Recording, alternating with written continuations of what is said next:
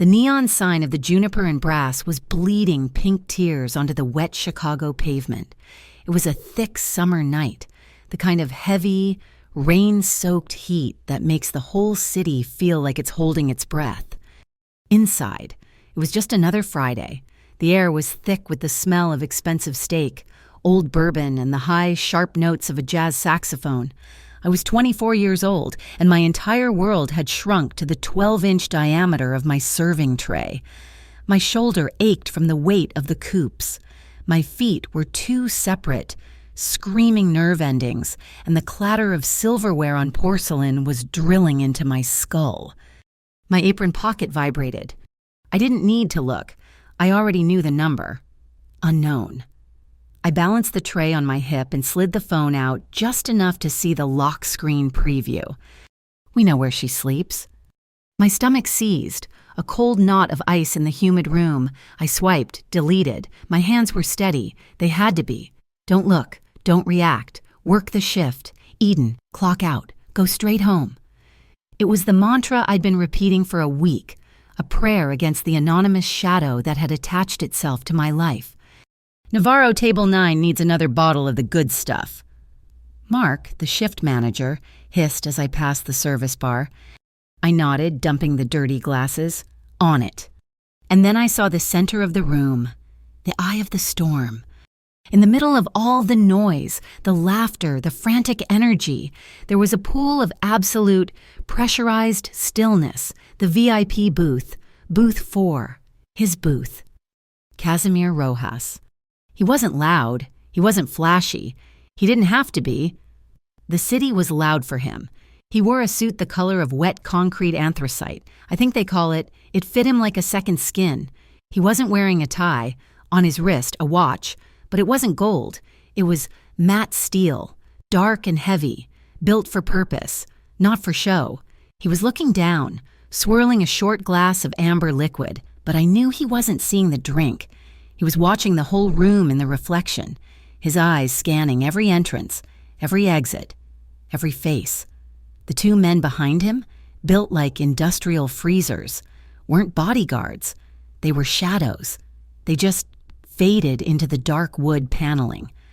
I turned to head for the wine cellar, but Mark stepped in my way, his face pale and slick with sweat. Change of plans, you're on booth 4. I didn't even pause stacking the glasses. No. Mark winced, his eyes darting toward the booth. Eden, please, don't do this. Not tonight. He asked for you. He asked for the girl who brought him the wrong bottle last week, but Anya's not here. Is she... My voice was low, but it was shaking with a cold, clean anger. I'm not serving him. Mark, I saw what he did. I'm not serving the man who threw a full glass of champagne in my friend's face. He is the vintage, Eden, Mark pleaded. He owns half the block. Just take the order. No. This time, I said it louder, not a shout, but it was clear. It cut. The couple at table 7, mid-laugh, stopped. The bartender paused, his shaker hovering mid-air. The entire buzzing energy of the Juniper and Brass just stopped. The saxophone wailed a final, dying note. Into that sudden, vacuum-sealed silence, a voice slurred from the bar. Hey, waitress, sweetheart, a guy in a pink polo, part of a bachelor party and tanked on tequila, leered at me.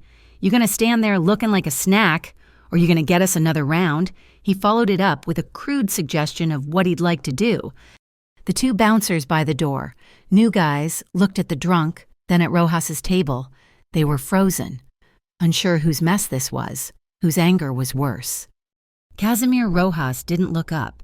He didn't raise his voice. He simply lifted one long finger and tapped the side of his glass. Tap! Tap! It was the quietest sound in the room, but it hit like a gavel. He didn't look at the drunk. He tilted his head just slightly, toward the bartender. Lights, he murmured. The bartender, his face white, instantly flipped the main switch. The house lights flared on, harsh and yellow, killing the mood, exposing the dust on the light fixtures and the desperation in everyone's eyes. Rojas's voice was smooth, almost bored, but it sliced through the room. Mark, your sign, behind the bar. Mark, trembling, squinted at the wall. "Mr. Rojas." "Read it." Mark fumbled. "Juniper and Brass reserves the right." "The anti-harassment clause," Rojas specified, his voice like cold steel. "Management reserves the right to refuse service and eject any patron demonstrating lewd, aggressive, or disrespectful behavior towards staff or other guests." He recited it verbatim. He'd probably never read the sign. He didn't need to. He just knew. He nodded. Once.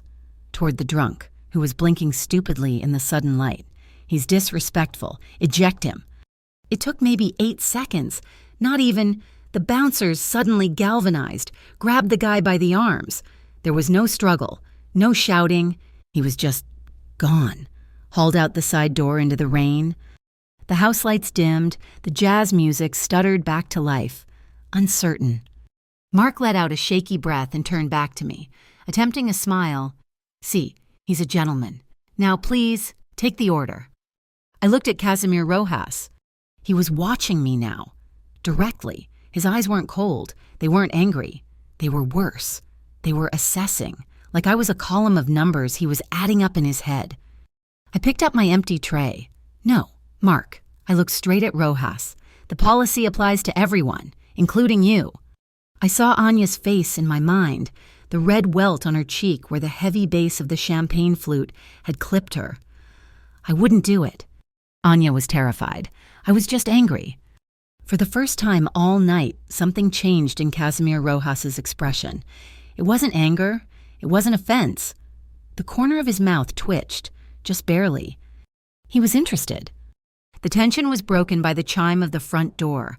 2 men in cheap suits that screamed city government walked in, flashing laminated badges. "Metropolitan Integrity Bureau," the lead one announced, snapping his gum. "Routine inspection." My stomach tightened again. The MIB.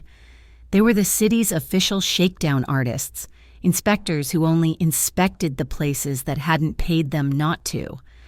"Of course. Officers," Mark said, already sweating again. "The books are in the back office." I tried to ignore them, focusing on my remaining tables, counting the minutes until midnight. An hour later, I was in the locker room, untying my apron. When I passed Mark's office, the door was ajar. I saw the lead MIB agent slide a blank inspection report across the desk. "Looks good, Marky," the agent was saying. "Just need the boss's signature. And, you know the processing fee for the paperwork." Mark was already reaching for the cash box under the desk. "Juniper pays fair wages." The voice came from booth 4, clear, calm, and carrying. Casimir Rojas hadn't moved. He was still staring into his glass, but his voice had filled the room. "It doesn't pay gas money." The MIB agent froze. His hand hovered over the cash box. He recognized the voice. Everyone in Chicago with half a brain recognized that voice. The air in the club snapped taut again, vibrating with a new, dangerous frequency. The agent looked at Rojas, at the shadows standing behind him, and then at the unsigned paper. He slowly pulled his hand back. "You know," he muttered, stuffing the blank form into his jacket. "Looks like everything's in order here. Have a good night." He and his partner were gone in 10 seconds. The rain was hammering the alley door when I finally clocked out at 2 a.m. I counted my tips, stuffing half into the Anya Fund jar we kept in the break room. I felt hollowed out, exhausted, but I'd survived. I'd said no to Casimir Rojas and lived. I'd seen him dismantle 2 different kinds of bullies without raising his voice. It was terrifying. I pulled the hood of my thin jacket up, braced myself for the soaking run to the L train, and pushed open the heavy steel door into the alley. And stopped. A black Bentley was idling by the dumpsters, its engine a low, expensive purr that was barely audible over the storm. The alley lights gleamed on the wet black paint. The back window glided down, silent as a shark. It wasn't Rojas. It was one of his shadows, the driver. He held out a thick, cream-colored envelope, and it was stiff, heavy. I didn't move. My feet felt glued to the broken pavement. "Mister, Rojas asked me to deliver this." The driver's voice was like gravel rolling in oil. He requests you review it by 11:59 p.m. tonight. I don't want it. My own voice was a whisper. Take it, Miss Navarro. It was no longer a request. My hand, shaking slightly from the cold, or maybe the fear, reached out and took the envelope. It was warm from the car. The window slid up. The car didn't move. It waited, idling until I had scrambled down the alley and turned the corner onto the street. The envelope felt like it was burning a hole in my pocket. I didn't wait until I got home. I ducked under the awning of a closed bodega, the streetlights flickering on the slick, empty street. My fingers were numb as I tore the wax seal. It wasn't a letter. It was a single-page document, an offer. At the top, a figure. $3,800,000. I actually laughed, a sharp, bitter, hysterical sound that the rain swallowed whole. What? Hush money, I said it out loud to the empty street. He thinks he can buy my silence for throwing a drink for 8 seconds of backbone. I read the terms. It was an offer for 30 days of service, consultant community relations, for something called the Rojas Consortium, a PR job, for a mobster. And beneath the typed terms, a single line handwritten in sharp, black ink, and a personal requirement: stay safe. The thread I'd deleted: we know where she sleeps. How could he? I was about to throw it into the gutter. It was an insult. It was a threat dressed up as a job. It was obscene. But there was another paper folded behind the first. It wasn't part of the contract. It was a photocopy. I recognized the letterhead, Prairie Crown Capital. My heart didn't stop. It slammed against my ribs hard once. It was the mortgage statement, not just for my mom's unit, but for the entire mobile home park, the final demand letter, the one that threatened foreclosure on the whole community by the end of the month. A predatory equity fund had bought the land, and they were squeezing the residents' retirees on fixed incomes, single moms, families like mine for everything they had. My eyes scanned the page, blurring through the legal threats, and then I saw it. At the very bottom, another note in that same precise, black handwriting. This amount will clear it. $3,800,000. It wasn't a random number. It was the exact number. The price to buy the debt, the fees, the penalties, the price to save my mother's home, the price to save everyone's home. I leaned back against the cold, wet brick of the bodega, the rain soaking the shoulders of my jacket. I bit my lips so hard I tasted copper. This wasn't hush money. This was a chess move. My refusal to serve him, my stupid righteous no, hadn't been an end. It was an opening. And Casimir Rojas had just played a hand I couldn't pretend I hadn't seen. The envelope felt like it was scalding my hand. Even in the cold rain. $3,800,000. It wasn't a number. It was a lifeline.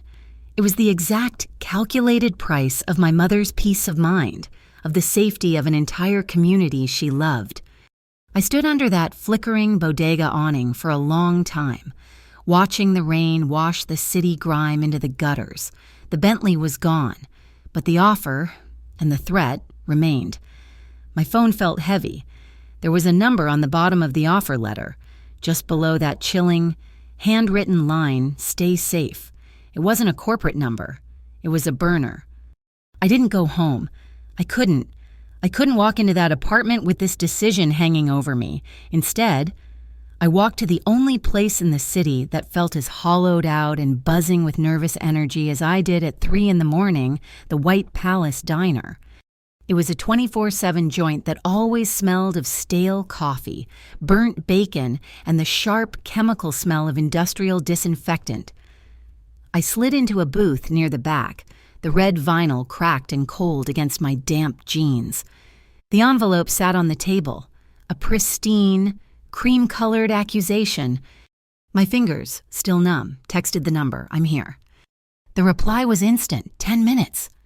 He didn't look like a mob lawyer. He looked like an overworked accountant, the kind who subsists on antacids and lukewarm coffee. He was thin, with a pale face and glasses that magnified his tired eyes. He slid into the booth opposite me, placing a heavy, old-fashioned leather briefcase on the table. "Miss Navarro, I'm Oakes," he said. His voice was flat, dry as paper. He didn't offer a hand. He just clicked the brass latches on the briefcase and opened it. It wasn't just a contract. It was a dossier, a file at least 3 inches thick. He didn't hand it to me. He just turned it around. The cover read, Prairie Crown Capital, LLC. Prairie Crown Capital, Oakes said, tapping the cover with a clean fingernail. A Delaware shell corporation funded by a secondary equity group based in Miami. They specialize in acquiring distressed land portfolios, specifically non-zoned residential parks. They leverage the debt, force cosmetic defaults, and then raise the properties. He opened the file. It was filled with flowcharts, SEC filings, names I didn't recognize. He'd done his homework. No, Rojas had... They aren't just foreclosing Miss Navarro. They plan to evict all residents by the 1st of the month. The land is slated for a high-capacity, climate-controlled storage facility. My stomach turned. They were going to throw my mom out, throw everyone out to build expensive garages. "Mr. Rojas is offering $3,800,000, Oakes repeated, his monotone voice cutting through the diner's quiet buzz. "That is the precise figure, confirmed as of yesterday, to acquire the total debt portfolio, including all outstanding penalties and legal fees." I stared at him. "He's just giving it away." "No," Oakes corrected, sliding the actual, much thinner contract across the Formica table. "He is investing it. The funds do not go to you. They go into a designated third-party escrow account upon your signature. Those funds will be used to purchase the debt from Prairie Crown. The ownership deed for the park will then be transferred directly to a newly formed resident cooperative. You would be the initial signatory." I looked from the dossier to the contract. "In exchange for..." 30 days, Oakes said, as if reciting from a script. "As specified in the offer. Consultant, community relations." He almost made it sound like a real job. "Mr. Rojas is currently in a period of transition. He's divesting from certain legacy enterprises and consolidating his legitimate holdings in logistics, commercial real estate, and urban development. He requires a public-facing campaign to ensure this transition is viewed by the city as transparent." I couldn't help the bitter laugh that escaped me. "Transparent? You mean, you want me, the waitress, who told him no to make him look clean?" Oakes didn't flinch. His tired eyes met mine. "I mean," he said, his voice dropping slightly, "that the work is real. The investment in the park is the first act of that campaign. He intends for you to organize the next ones." He was good, and he was very good. He'd taken a bribe and laundered it into philanthropy. I looked down at the signature line. My hand was shaking again, but not from cold. "I won't be involved in the other stuff, the legacy enterprises. I won't be a party to violence. I won't be a party to what he is." Oakes nodded. Once, as if he'd been expecting exactly this. "We assumed as much." I grabbed the cheap ballpoint pen from the greasy spoon holder on the table. It felt sticky in my hand. I found the section on liability. I crossed out a broad, vague clause and wrote, right there in the margin, my handwriting sharp and angry, "Consultant's duties shall not include support or require any act of physical violence, intimidation, or coercion." I shoved the contract back across the table. That clause, or there's no deal. I don't care about the money if it's covered in blood. Oakes read my addition. He didn't sigh. He didn't argue. He simply took his own pen from his jacket pocket, a heavy, expensive-looking fountain pen, and initialed my change. Acceptable. Then, he wrote something underneath my addition. His own handwriting was as neat and precise as a laser. I leaned over to read it. "The consortium grants consultant the full right to refuse any task or assignment reasonably deemed a moral or ethical risk, without penalty or breach of contract." He was giving me an out, a shield, or maybe it was just a longer leash. I couldn't decide which one was more terrifying. The bell on the diner door jangled, loud in the 3 a.m. silence. 2 men walked in. They weren't in the cheap, wrinkled suits of the MIB inspectors from the club. These suits were off the rack, but they fit. They looked tired, angry, and they walked with the heavy-footed certainty of cops who've seen too much. They scanned the diner and their eyes landed on me, on the contract. The taller one flashed a badge that looked real. Eden Navarro. I felt Oaks go perfectly still beside me. I'm Detective Miller. This is Detective Chen, CACT. I'd never heard of them. CACT. Citywide Anti-Corruption Task Force, Chen said, his eyes hard. We need to have a word with you. Alone.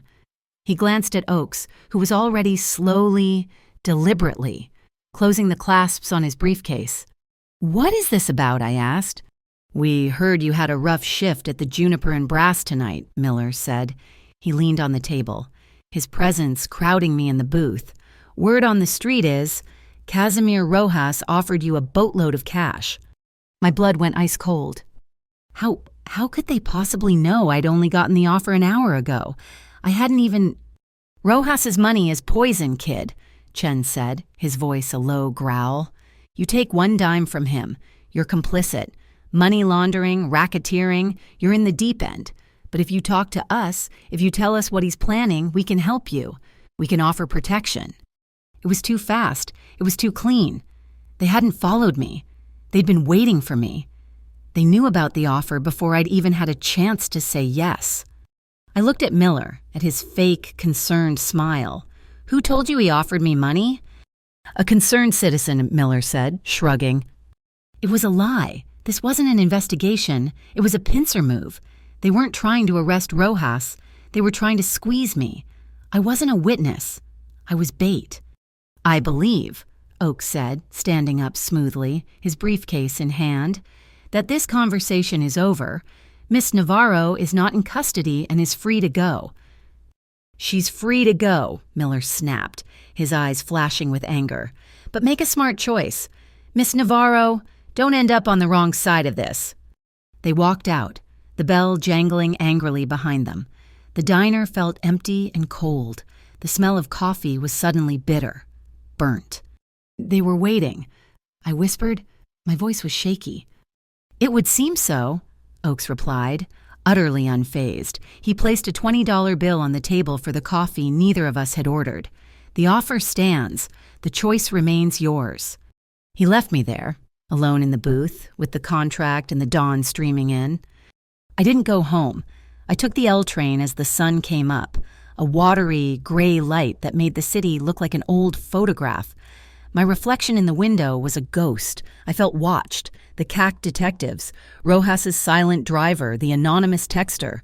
I was a mouse in a maze, and every wall was electrified. My phone buzzed in my pocket.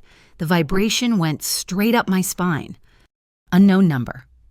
It wasn't a text this time. It was an image. My stomach dropped so fast I felt dizzy. I gripped the pole. It was my mom.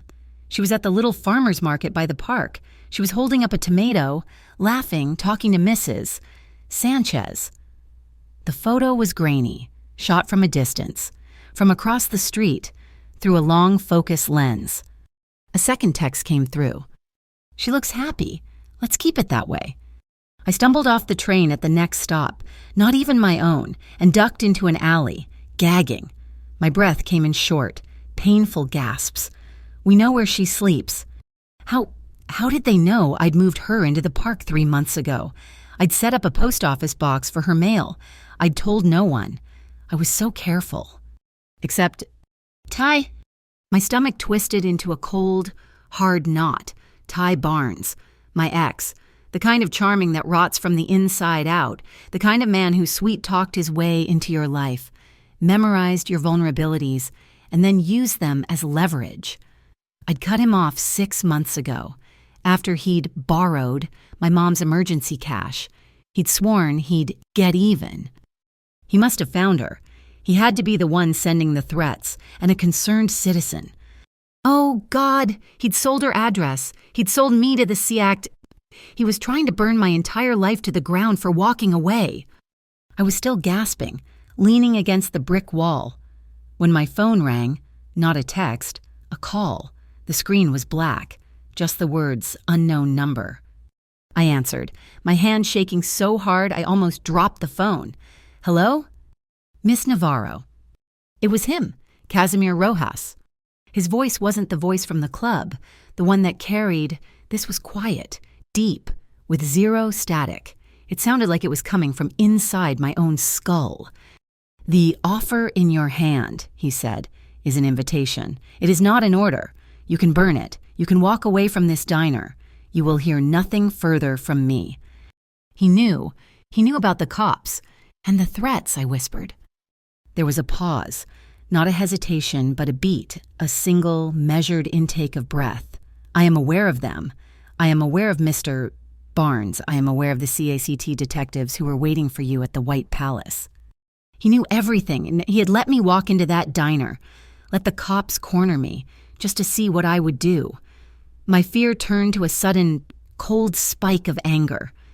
If you walk away, he continued, his voice as flat and hard as sheet metal, you walk away with all of it, the debt on your mother's home, Mr. Barnes, the police. And if I sign, my voice was barely audible. If you sign, he said, and the tone shifted. It wasn't warmer, but it was heavier, possessive. Your safety, and your mother's, becomes my personal responsibility. And Eden, I do not fail my responsibilities. He used my name. It hit me like a physical touch. The choice is yours, he said. He hung up. I stood there in the alley, the picture of my mom smiling on my phone screen. I looked at the contract in my other hand, the right to refuse any task reasonably deemed a moral or ethical risk. I wasn't signing for the $3,800,000. I wasn't signing for the job. I was signing for the leverage to save my mom's home, the leverage to put a shield around her that Ty Barnes and his new police friends couldn't penetrate. And maybe, just maybe, I was signing for the chance to stand in the eye of the storm, look the devil in the face, and hold his gaze. I walked out of the alley. I went to the nearest 24-hour convenience store, bought a blue pen, and, on a scratched-up counter next to a lukewarm hot dog roller, I signed my name. I took a picture of the signature page and sent it to the burner number. The reply was instant. Check on your mother, now. I ran. I didn't wait for a bus. I sprinted the 6 blocks to the park, my lungs burning, a new kind of terror hot and immediate chasing me. I rounded the corner onto her street just as it happened. A heavy-duty pickup truck, a big Ford, dark blue, with no license plates. It was parked across the street. As I got closer, its engine roared to life. It hopped the curb, tearing across the small, neat patch of community grass, its headlights aimed like 2 fists directly at the thin aluminum wall of my mother's mobile home. "Mom!" I screamed, my voice ripping from my throat. But before it could hit, a black SUV, a heavy, armored Chevrolet Suburban I hadn't even registered parked down the street, pulled out, moving with impossible speed. It didn't try to chase the truck, it simply blocked it. It became an immovable object. There was no loud crash. The truck slammed on its brakes, fishtailing on the wet grass, its bumper stopping inches from the SUV's reinforced fender. 2 men got out of the SUV. They weren't the shadows from the club. They were dressed in quiet. Tactical pants and dark jackets. They didn't draw weapons. They didn't shout. One of them just aimed a camera, a high-definition camera with a bright, flooding light. He filmed the truck, the driver's face a man in a dark hoodie, his eyes wide with panic.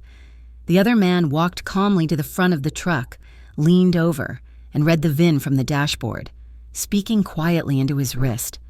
The truck driver didn't wait. He slammed the gear shift into reverse, tore up the lawn he'd just destroyed, and sped off down the street, his tires screaming. They were already there. Rojas's team was in place before I even signed. My mom burst out of the front door, clutching her pink bathrobe. "Eden, my God, what was that? That awful noise. He was aiming for the house."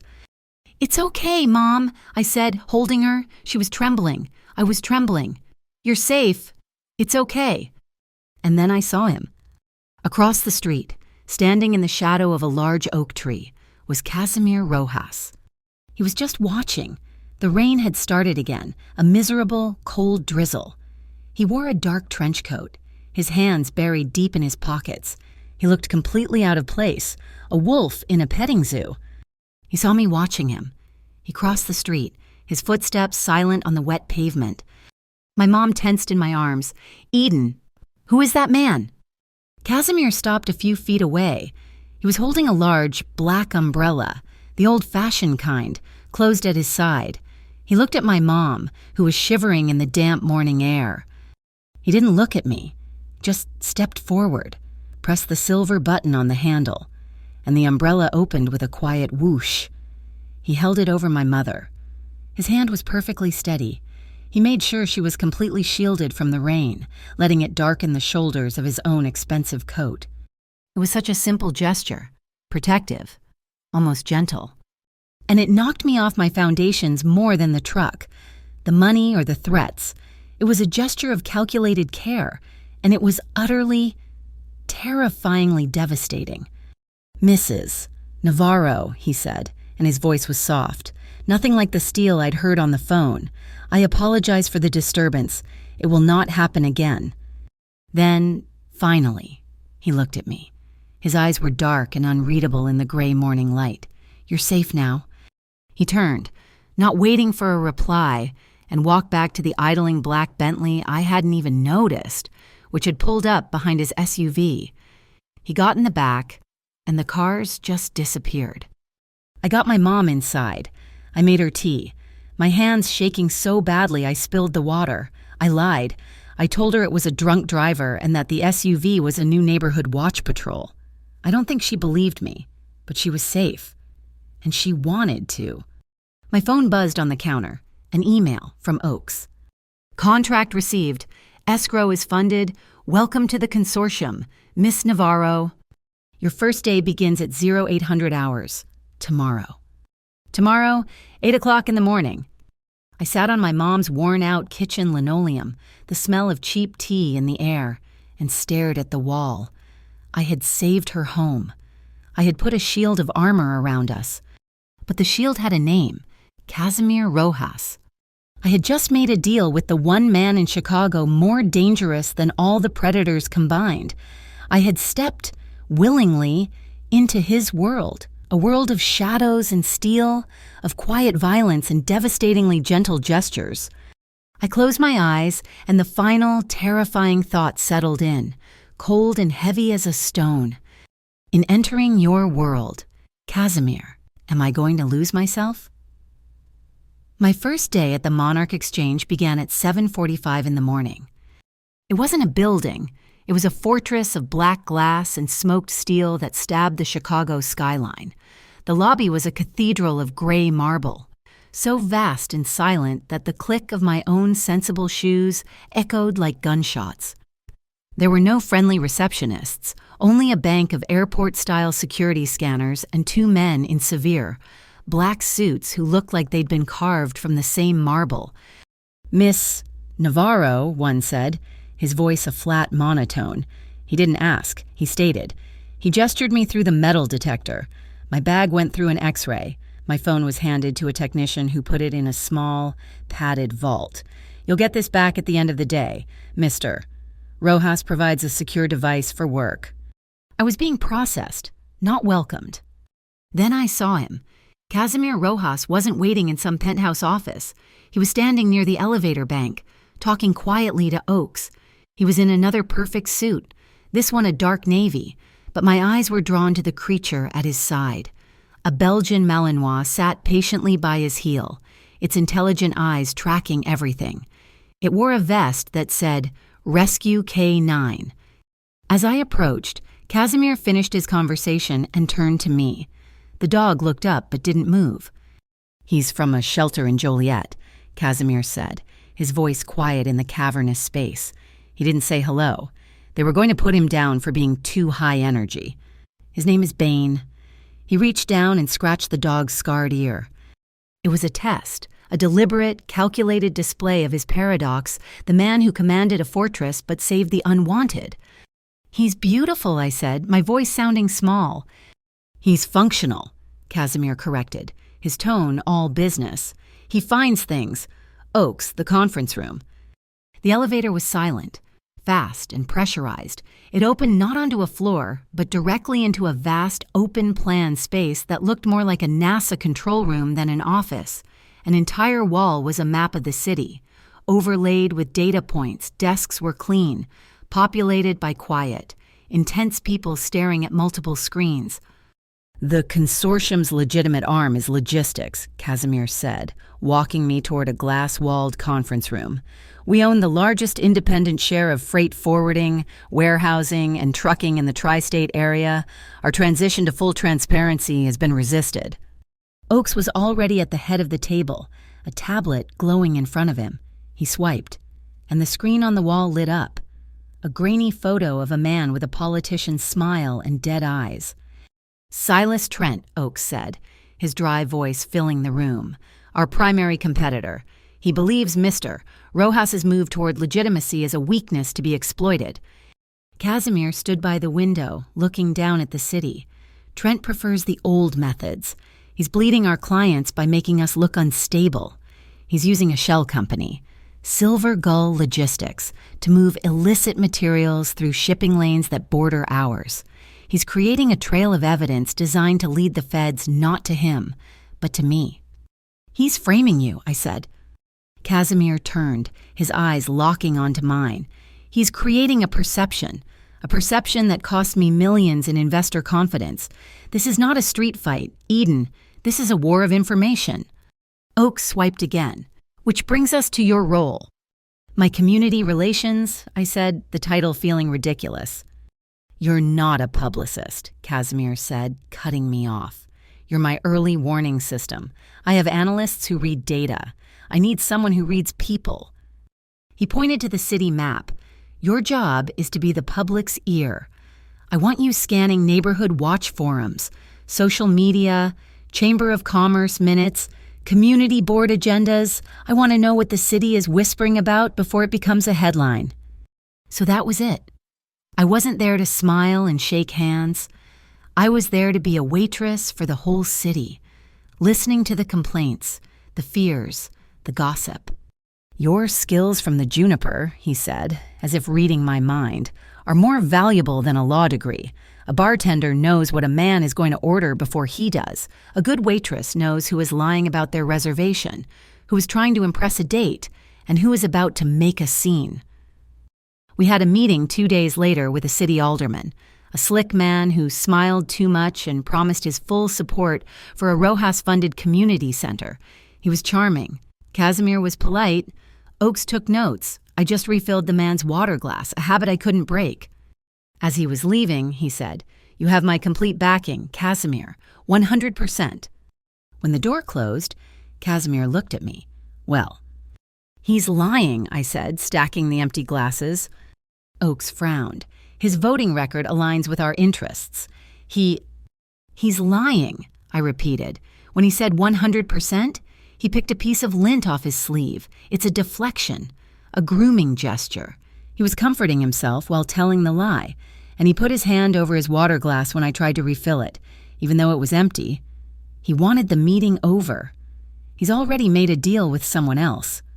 Casimir just watched me, that same intense, unreadable look from the club. "Find out who," he said to Oaks. "Cross-reference his known associates with Silas Trent." He looked back at me. "Good work." It was the first time I felt the ground shift under my feet. My useless skills, the ones that got me minimum wage and sore feet, were now weapons in his arsenal. The next day, the MIB came. We heard them before we saw them. Loud, obnoxious voices echoing from the elevator lobby. The same 2 agents from the Juniper and Brass, the ones who'd tried to shake down Mark for gas money. They burst into the office, followed by a frantic-looking building manager. "We're here," the lead one announced, his chest puffed out. "Surprise fire code inspection." The entire office froze. This wasn't a corporate floor. This was Casimir Rojas. You didn't just burst in. The agent's eyes found me, and he smirked.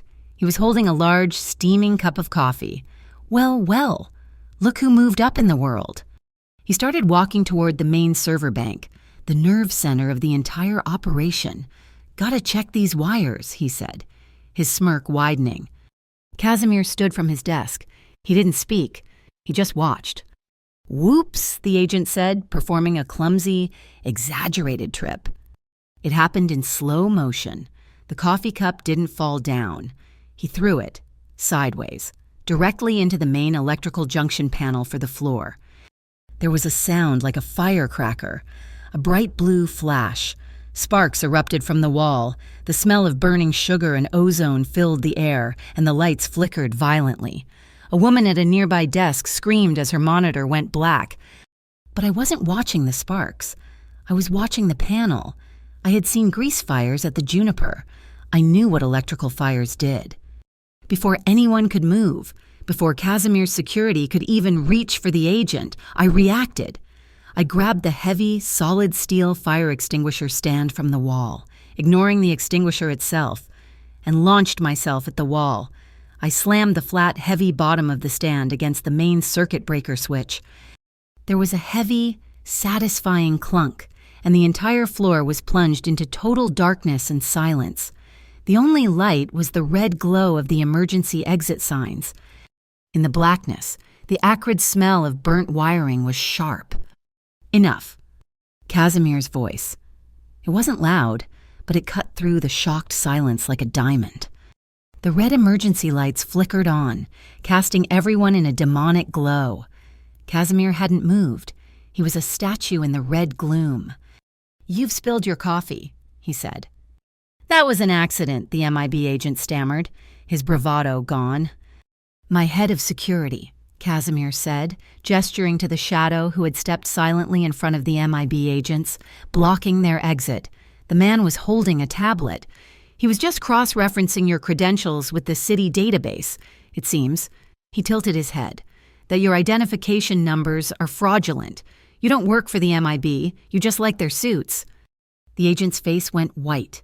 He and his partner were fake, a plant.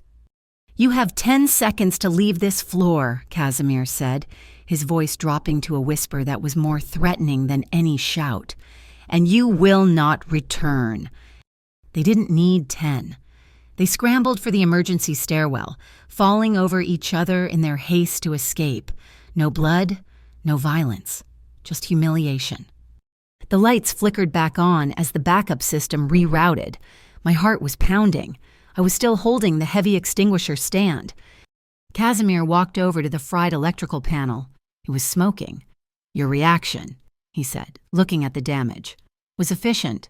You saved the server cluster, and likely the building. He turned to me, and for a second, I thought I saw that same flash of interest from the club. Well done. The victory didn't last long. The next morning, Oakes called me into the conference room, and he looked uncomfortable. "There's a problem," he said, and turned his tablet toward me. It was an article, a sleazy, anonymous online blog. The headline was "Rojas's new PR doll, a police informant." And there, under the headline, was a photo, me, a year ago. I was laughing. My arm slung around Ty Barnes at the Randolph Street Market. We looked happy. We looked like a couple. The article was vicious. It claimed I was a known associate of Ty, who they named as a low-level police informant. It implied I had been hired by Rojas to be a spy for the CACT, or that Rojas had hired me knowing my connections, to use me as a double agent. It was a smear job, and it was smart. It made me a liability to Rojas, and it made me a target for Ty's enemies. "This is Ty," I hissed, my hands clenching into fists. "He sold this picture. He's trying to burn me."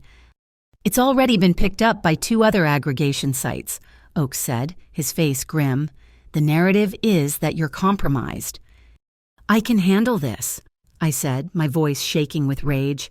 "This is my mess. I'll call him. No. Casimir had entered the room so quietly I hadn't noticed. He took the tablet from Oakes. He read the article. His expression didn't change. "Oakes," he said, his voice calm, "file a defamation suit against the platform. John Doe, subpoena their hosting provider for the user's IP address. Issue an immediate takedown notice."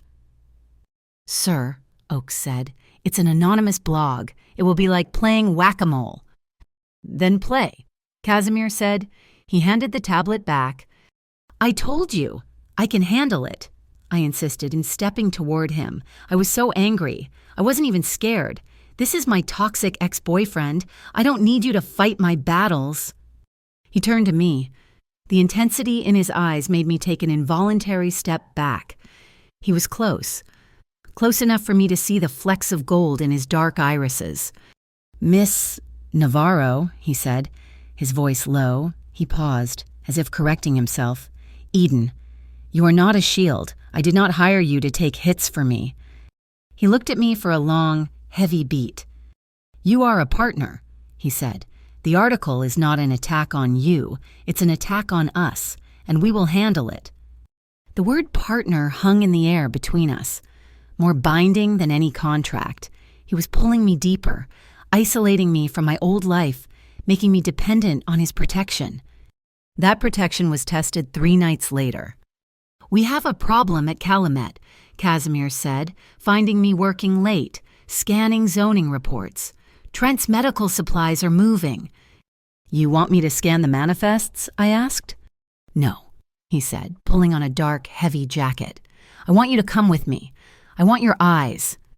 The Calumet harbor was a desolate landscape of rust and steel, smelling of dead fish and diesel.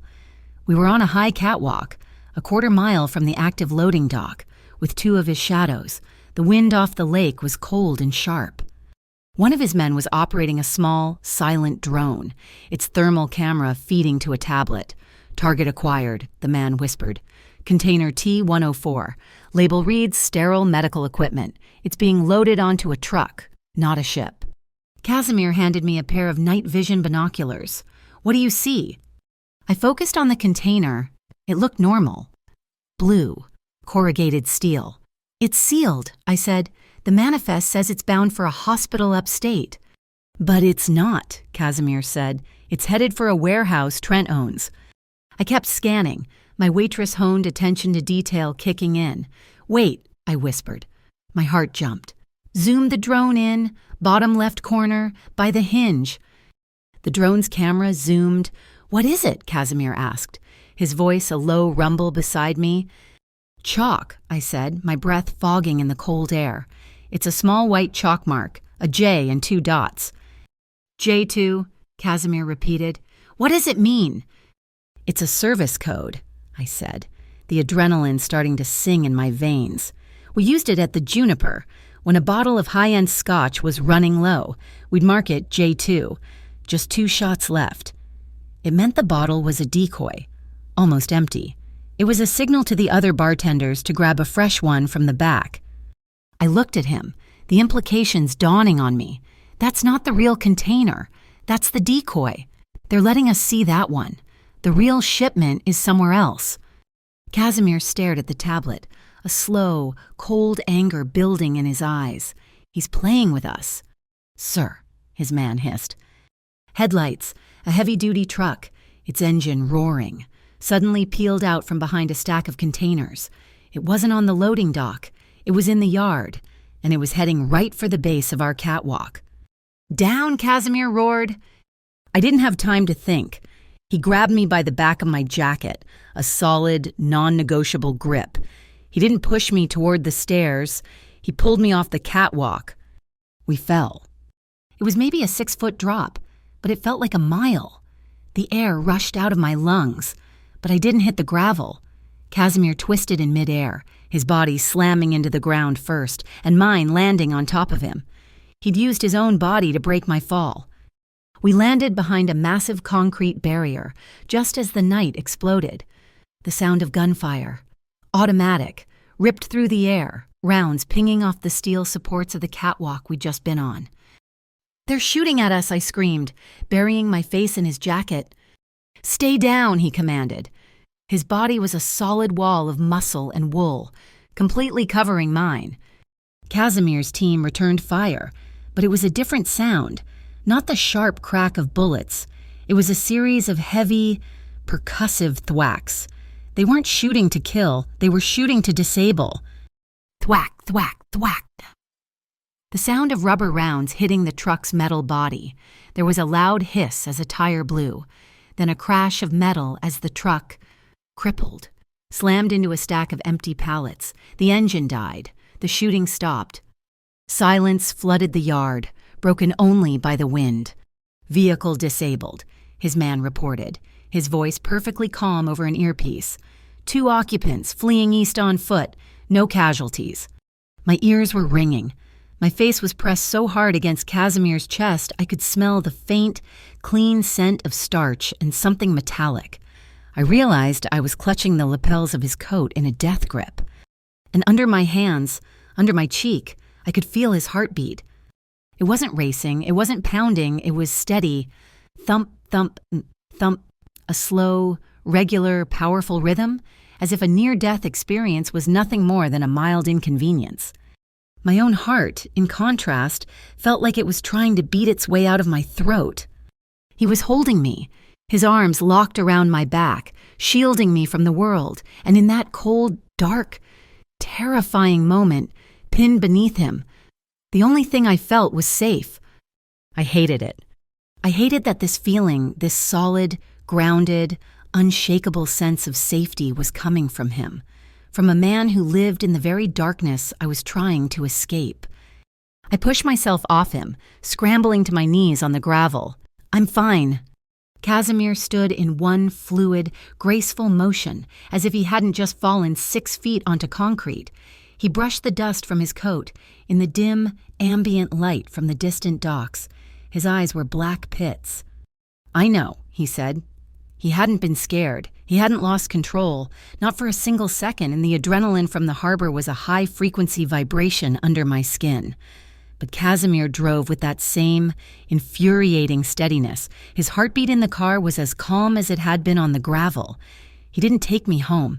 He didn't take me back to the fortress of the Monarch Exchange. He took me up. The elevator opened onto a private rooftop terrace. The rain had finally passed, and the city spread out below us like $1 million in shattered diamonds. It was cold, beautiful, and utterly silent. A single table was set, the food already waiting under silver domes. No staff, just him. I was still wearing my dusty, harbor-scented clothes. He, of course, looked like he'd just stepped out of a magazine, his dark coat pristine. He walked over to a small, vintage-style record player on a side table and gently dropped the needle. It wasn't jazz. It was an old bolero, a mournful, smoky guitar, and a voice that sounded like it was drowning in honey and regret. I rubbed my arms, trying to ward off the chill. "A record player, seriously." My voice was tight. "Don't tell me you're sentimental. Rojas, it doesn't fit the brand." He didn't look at me. He watched the record spin. "I'm not," he said, his voice quiet in the vast, open air. "But the music it's honest." Honest, that word again, a currency he seemed to value, even as he moved in a world built on deception. He left the file from the harbor on the table next to the laptop. "Oaks is on the line," he said, gesturing to a small, sleek speakerphone. "We need to find the head of the snake." "Silas Trent," I said, repeating the name from the briefing. "Trent is the head." Casimir's voice was a low growl. "But he has a paymaster, a shell corporation in Delaware called Helio Trust. It's the parent company of Silver Gull Logistics." "So, the money from the medical supplies, the decoy shipment we saw, is being washed through Helio Trust?" I asked, pulling out a chair, my mind clicking back into focus. "That's the problem." Oakes's dry voice crackled from the speaker. "The main shipments are a smokescreen. The real money is being fed into Helio through 1,000 microtransactions, dozens of ghost accounts, all making small, random deposits. It's impossible to trace the source. It looks like static." Casimir had a whiteboard brought up. He uncapped a black marker, and the sharp chemical smell cut through the cold air. He began to draw, his hand firm. "Silver Gull Logistics, Helio Trust." "The ghost accounts are the source," Casimir said. "We find the source. We cripple him." He handed me the printout of the transaction logs. I scanned the pages, my eyes aching. It was just a sea of numbers. amounts and timestamps. 10:03 p.m., 11:52 p.m., 1:37 a.m., 2:07 a.m. It was random, pointless. Wait. I looked at the timestamps again. 10:03 p.m. Casimir, I said, my voice quiet, what time does the Juniper and Brass kitchen close? He stopped drawing, frowning. What does that matter? What time? I insisted. I don't know, he said, annoyed. 10 does it matter? It matters, I said, my heart starting a low, fast drumbeat. I walked to the whiteboard and took the marker from his hand. His fingers were warm. The kitchen at the Juniper closes at 10 p.m., I said, my voice gaining strength. The final register closeout is at 10:03. The bar has last call at 1:30 a.m. The bartenders cash out their tips in their drawers by 1:37. And the night manager, I said, my stomach twisting, runs the final deposit and locks the safe at 2:07. I started circling the timestamps on his whiteboard. 10:03, 1:37, 2:07. It's a pattern, I whispered. It's my pattern. It's my shift. I turned to the speakerphone. Oaks, stop looking at bank routing numbers. Get the POS system records from the Juniper. Not the sales data, the end-of-night reports, the ones that show when each register was balanced. Compare those timestamps to the ghost account deposits. There was a long silence on the line. The only sound was the click, click, click of frantic typing. The bolero on the record player ended, leaving only the sound of the wind. My God, Oaks finally said. His voice wasn't dry anymore. It was sharp. Miss Navarro, it's a 99% match. For the last 6 weeks, the timestamps align perfectly. He paused. He's not just washing money through the bar. Someone on the inside, they're skimming the cash receipts. They're stealing from the Juniper and feeding it directly into Trent's system. That's the source. An insider. My stomach clenched. Mark, with his sweaty face. Anya, my friend, who'd been so terrified. Someone I knew. It felt like a physical betrayal. Casimir just stared at the board. He put a tap, he murmured, right inside my own house. He looked at me, and that unreadable expression was back. It wasn't just interest. It was validation. He had hired a waitress, and she had just found the needle in his haystack. You're a partner, he'd said. It wasn't flattery. It was a statement of fact. The adrenaline of the discovery faded, leaving me cold and shaky. So, all this is just about money, I said, needing to hear it. It's about survival, he said, turning to look out at the river. Trent specializes in finding a person's weakness and squeezing. I couldn't stop myself. The anger from the harbor, from the MIB, from Ty's betrayal, all bubbled up. And you don't, I challenged him. Wasn't that a weakness you found the $3.8 million offer, the photocopy of my mother's mortgage? You found my breaking point and you pushed. He didn't deny it. He faced me, his hands clasped behind his back. Yes. So how are you different? My voice was rising, echoing in the cold night air. How are you any different from Silas Trent? You're all just men who use leverage to get what you want. He was silent for a long, heavy moment. The city's hum was the only sound. My father, he said, his voice dropping so low I had to strain to hear it, put me to work when I was 14. Not in a warehouse, not on a truck, in a ledger room. I was his bookkeeper. His eyes were locked on mine, but I knew he was seeing something else. I learned how to make columns of numbers disappear, and how to make them appear where they were needed. By the time I was 20, I knew where every single dollar, clean or dirty, was buried in this city. He took a step closer. The table was between us, but it felt like nothing. When he died, I had a choice. Continue the legacy enterprises, the blood, the intimidation, the old ways, or transition. Use the capital to build something legitimate, something that could outlive the shadows. He paused, his jaw tightening. Silas was my father's protege. He sees my transition not just as weakness, but as an insult to our entire history. He wants the blood. He wants the fear. He leaned forward, his hands flat on the table. You ask me how I'm different. His voice was a razor. I don't buy the silence of children. I don't trade in blood. I didn't send men with guns to your mother's home. I sent men to protect it. I didn't throw the drink at your friend. I had the man who insulted you removed." He was inches away now. But for the rest of it, Eden the darkness, the leverage. I am completely honest about mine. Silas Trent pretends he's a legitimate businessman. I do not pretend. That is the difference. The confession hung in the air, cold and absolute. It wasn't an apology. It was his truth. The record player clicked. The arm lifted and set itself down. A new song began. It was achingly slow, just a guitar, a faint trumpet, and a low, smoky vocal. He straightened up. He looked at me, the intensity in his eyes softening, just a fraction. He held out his hand. It wasn't a command. It was an invitation. My heart was doing that stupid, fluttering thing it had done in the harbor. My hand, of its own accord, rose and met his. His skin was warm, his grip firm. He didn't pull me into his arms. He didn't invade my space. He simply placed his other hand on my shoulder blade, his touch so light it was barely there. He was letting me set the distance. We moved. It wasn't really a dance, just a slow, swaying shift of weight on the cold stone. The city lights spun around us, a dizzying, silent carousel. I was so tired. The adrenaline had finally crashed, leaving my bones feeling heavy.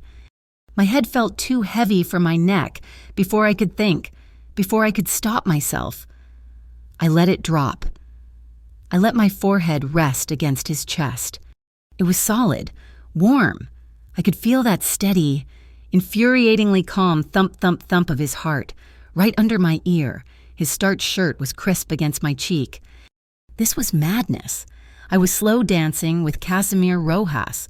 I was resting my head on the chest of a man who commanded shadows, a man who had just admitted to a darkness I couldn't even comprehend. But I didn't move. I let myself be still, just for a few heartbeats.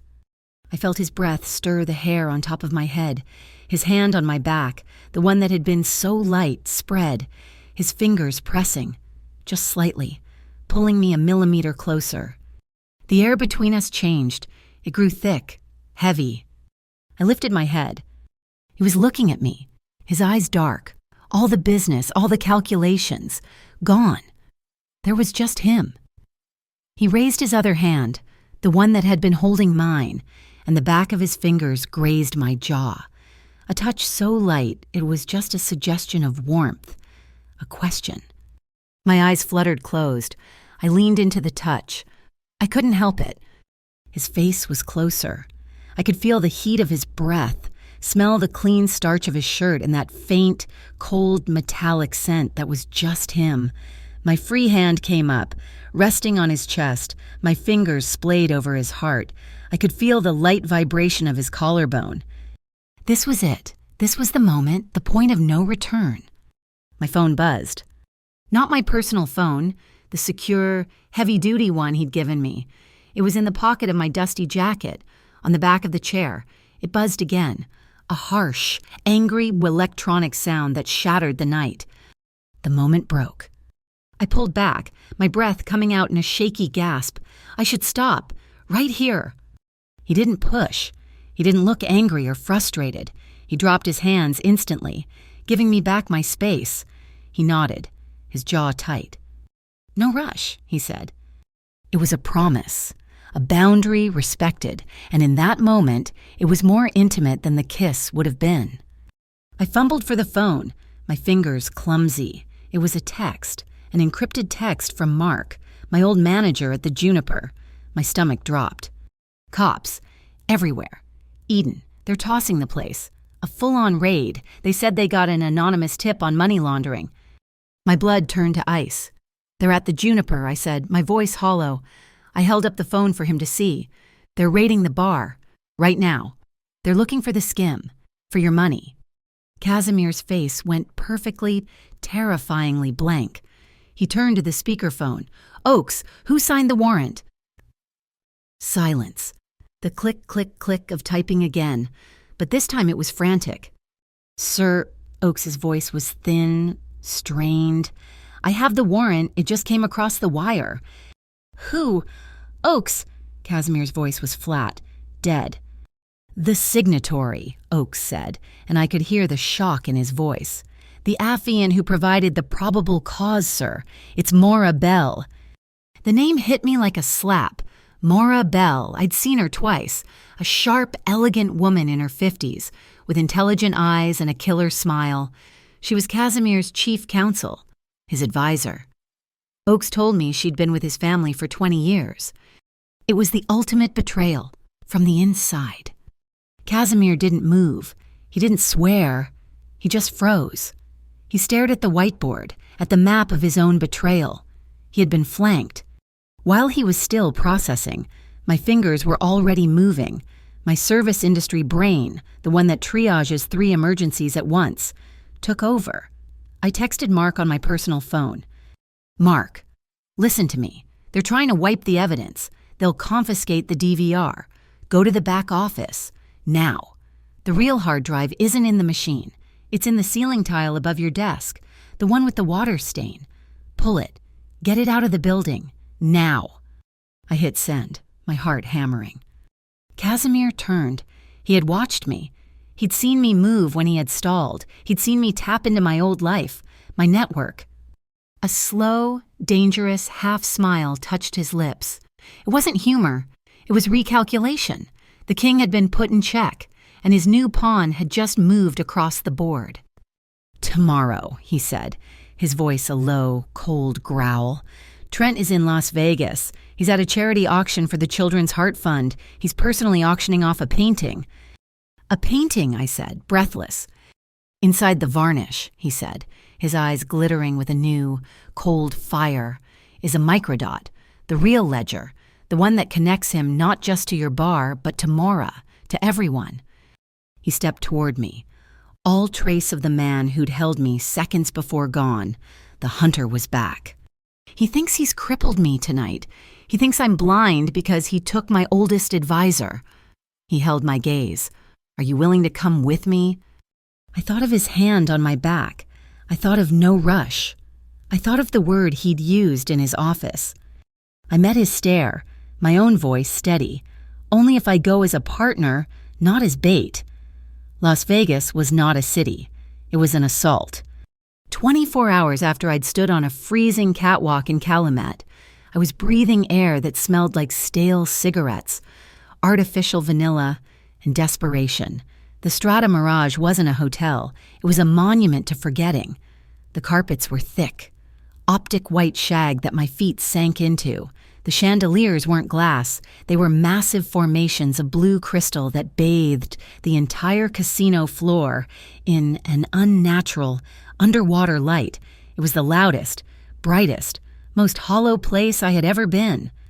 Casimir had flown us in on a private jet that was quieter than my apartment. We hadn't spoken about the rooftop. We hadn't spoken about the kiss that wasn't... We'd only spoken about the mission. He was downstairs on the casino floor, a ghost in a tuxedo, drawing eyes while being utterly invisible. I was in the grand ballroom, working. "Partner, not bait," I had said, and he had agreed. My partnership uniform was a sleek, black, high-neck jumpsuit. It looked expensive, but it was made of a stretch material that let me move.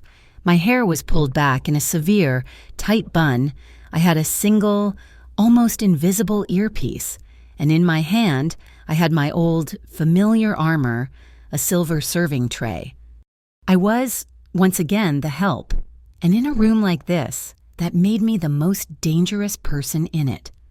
The gala was for the Children's Heart Fund, a cause so pure no one would ever question its donors. The ballroom was dripping with gold leaf and velvet, and in the center of it all, bathed in the warm glow of a spotlight, was Silas Trent. He was exactly as I'd imagined, handsome, with a silver fox haircut and a smile as cold and perfect as a porcelain veneer. He was hugging a man in an expensive suit, a man I recognized from Oakes's files as a ranking official from the FCB, the Federal Commerce Bureau. Trent was buying legitimacy, and he was doing it with open-arm hugs and six-figure donations. "Eden," Casimir's voice was a low vibration in my ear, impossibly clear over the string quartet. Status. Target is schmoozing, I murmured, my lips barely moving as I offered champagne to a table of bored-looking women. He's with the FCB. Looks like a campaign contribution dressed up as charity. My job wasn't just to be seen, it was to listen. As I moved through the crowd, refilling glasses, I wasn't listening to the polite chatter. I was listening for the code. The real auction wasn't happening on the stage. The bid is at $50,000, Mower, the auctioneer was booming, for the Napa Valley experience. But at the table to my left, a man in a Texas flag bow tie leaned into another. It's not bad, but I'm waiting for the desert rain, he whispered. And at another table, a man on a cell phone muttered, No, not yet. Tell him I won't move until the wind shifts. Desert rain, wind shift, these were the real bids. These were the coded signals for Trent's private auction, the one for his illicit services, all happening under the cover of helping sick children. It made my stomach turn. I was circling back toward the stage when the main ballroom doors opened, and my blood didn't just go cold, it evaporated. Mara Bell. She was stunning in an emerald green gown. Her silver hair swept up. She looked every bit the powerful, brilliant chief counsel, and she walked straight to Silas Trent. She didn't shake his hand. She kissed him on the cheek. She leaned in, her hand on his arm, and began whispering to the man next to him, a man with a calculator and a ledger, his money manager. I didn't need to see Casimir. I felt his reaction. A wave of pure, cold stillness radiated from the corner of the room where he was standing, half hidden by a marble pillar. In my ear, his breathing didn't change, but I could picture his eyes. I could picture them darkening, the pupils widening, the last trace of the man from the rooftop gone. The betrayal was no longer a theory. It was a performance. The painting is on deck. Casimir's voice was flat, hardened steel. Find it! I moved toward the stage. The grand prize was a garish, massive abstract, but to the side, on a separate, less lit easel, was a smaller painting, a landscape, a quiet, dark scene of the Chicago River, the one Trent was supposedly donating from his personal collection. I got closer, pretending to offer water to a security guard. I looked at the painting. It was fine, nothing special, but as I leaned in, I saw it. In the upper left quadrant, where the sky should have been dark, there was a faint, almost invisible streak. It wasn't a brushstroke, it was a flaw, a subtle, oily line, as if the varnish had been inexpertly applied or reapplied. My heart hammered. This was it. I see it, I whispered. Top left, it's a varnish flaw. He hid it in plain sight. The auctioneer is starting the bid, Casimir said. Trent's man is at the front. He's going to buy his own painting back. We can't let him. How do we see the dot? I asked, my mind racing. It's invisible. It's not, Casimir said. It's visible under a very specific wavelength, the stage lights. When the auctioneer hits the final gavel, the main spotlight is programmed to hit that painting with a 12,000 lumen UV blast. It's a theatrical effect, but for 1 second, the dot will be visible to a special camera. Trent is documenting his ledger, then taking it home. We have to move before the gavel. Going once, the auctioneer called out, his voice booming. To Mr. Trent's associate, for $100,000. Eden, now, Casimir ordered. I was already moving. I didn't run. I walked, purposefully, like I was on a mission to serve. I grabbed a full, heavy tray of champagne flutes from a nearby station. Going twice. I was 10 feet from the stage. Trent's man, the one with the calculator, was smiling, his hand raised. He and another man, a thick-necked security type, started to move toward the stage to collect their prize. And sold, shouted the auctioneer. The stage lights began to dim, and the single, piercing blue UV spotlight began to swing toward the painting. At that exact second, a deafening whoop, whoop, whoop screamed through the ballroom. The fire alarms. It wasn't a bell, it was a shriek, and instantly, From vents in the ceiling, a thick, white, theatrical fog began to pour into the room. Not smoke, mist, designed to create chaos, not harm, Casimir's diversion. The room exploded. Women screamed, men shouted. The string quartet hit a note of pure panic and then went silent. In the confusion, I saw Trent's security man lunge for the painting, his job to secure it, but I was closer. "Excuse me," I yelled, my voice sharp and panicked. "The perfect waitress." I didn't just drop the tray, I threw it. I shoved the entire, heavy, silver tray laden with 24 full champagne flutes directly into the man's path. It was a beautiful crash.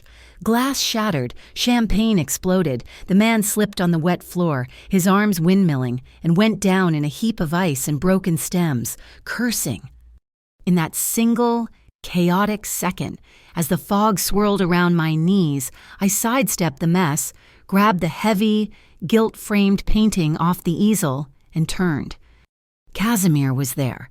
He materialized out of the fog like a phantom. I didn't hand him the painting. I shoved it, hard, into his chest. Go. Alarms were blaring. The hotel's own security, the Strata Mirage team, was converging, their flashlights cutting through the mist. They didn't know who was who. They just saw chaos. Casimir grabbed my hand, not my arm. My hand, his grip was like a steel trap. This way, not the exit. He yanked me, not toward the screaming crowds at the main doors, but behind the stage, through a heavy velvet curtain, and into the sudden, fluorescent-lit silence of a service corridor. We ran. We clattered down a set of concrete stairs, past stunned kitchen workers, and through a set of crashing double doors. My heart was a fist pounding against my ribs. My lungs burned. Kashim pushed a final crash bar, and we stumbled out into the night. We were on a high, narrow service balcony, overlooking the strip. The air was hot, dry, and smelled of exhaust. The roar of the alarms was muffled, replaced by the sound of traffic and the relentless, pounding bass of the club across the street. The neon lights of Vegas washed over us, red, then blue, then green, like the flashing lights of 100 emergency vehicles. "We got it," I panted, leaning over, my hands on my knees. "We got it." He breathed. He was breathing hard, too. The first time I'd ever seen him winded. He was still holding the painting in one hand. With the other, he reached out and touched my face, his thumb tracing the line of my jaw. I looked up at him. The adrenaline, the victory, the fear, it was all swirling inside me, a volatile, electric cocktail. His eyes, in the flashing neon, were all-consuming. He'd respected my boundary on the rooftop. Now, here, in the hot desert wind. He wasn't asking, and I wasn't refusing. He kissed me. It wasn't the polite, questioning touch from Chicago. This was sudden, deep, and desperate. It was the culmination of the harbor, the rooftop, the fire alarm. It was a release. His lips were firm, demanding, and I met him with everything I had. It was a clash, and then it was a melt. I dropped my hands from my knees and fisted them in the lapels of his tuxedo. I kissed him back. Hard. This wasn't a slow dance. This was a claiming. He tasted like expensive whiskey in the cold, metallic taste of adrenaline. He dropped the painting. It clattered to the concrete. Forgotten. He used his free hand to cup the back of my neck, pulling me closer, his fingers tangling in the tight bun of my hair, pulling it loose. My other hand came up, pressing flat against his chest, right over his heart. And for the first time, it wasn't steady. It was hammering. It was a wild, frantic, galloping rhythm that matched my own. He was not in control. That realization that I could do this to him was a new, terrifying kind of power. I was the one who set the rhythm. I shifted, pressing closer, and he responded with a low groan that was swallowed by the Vegas night.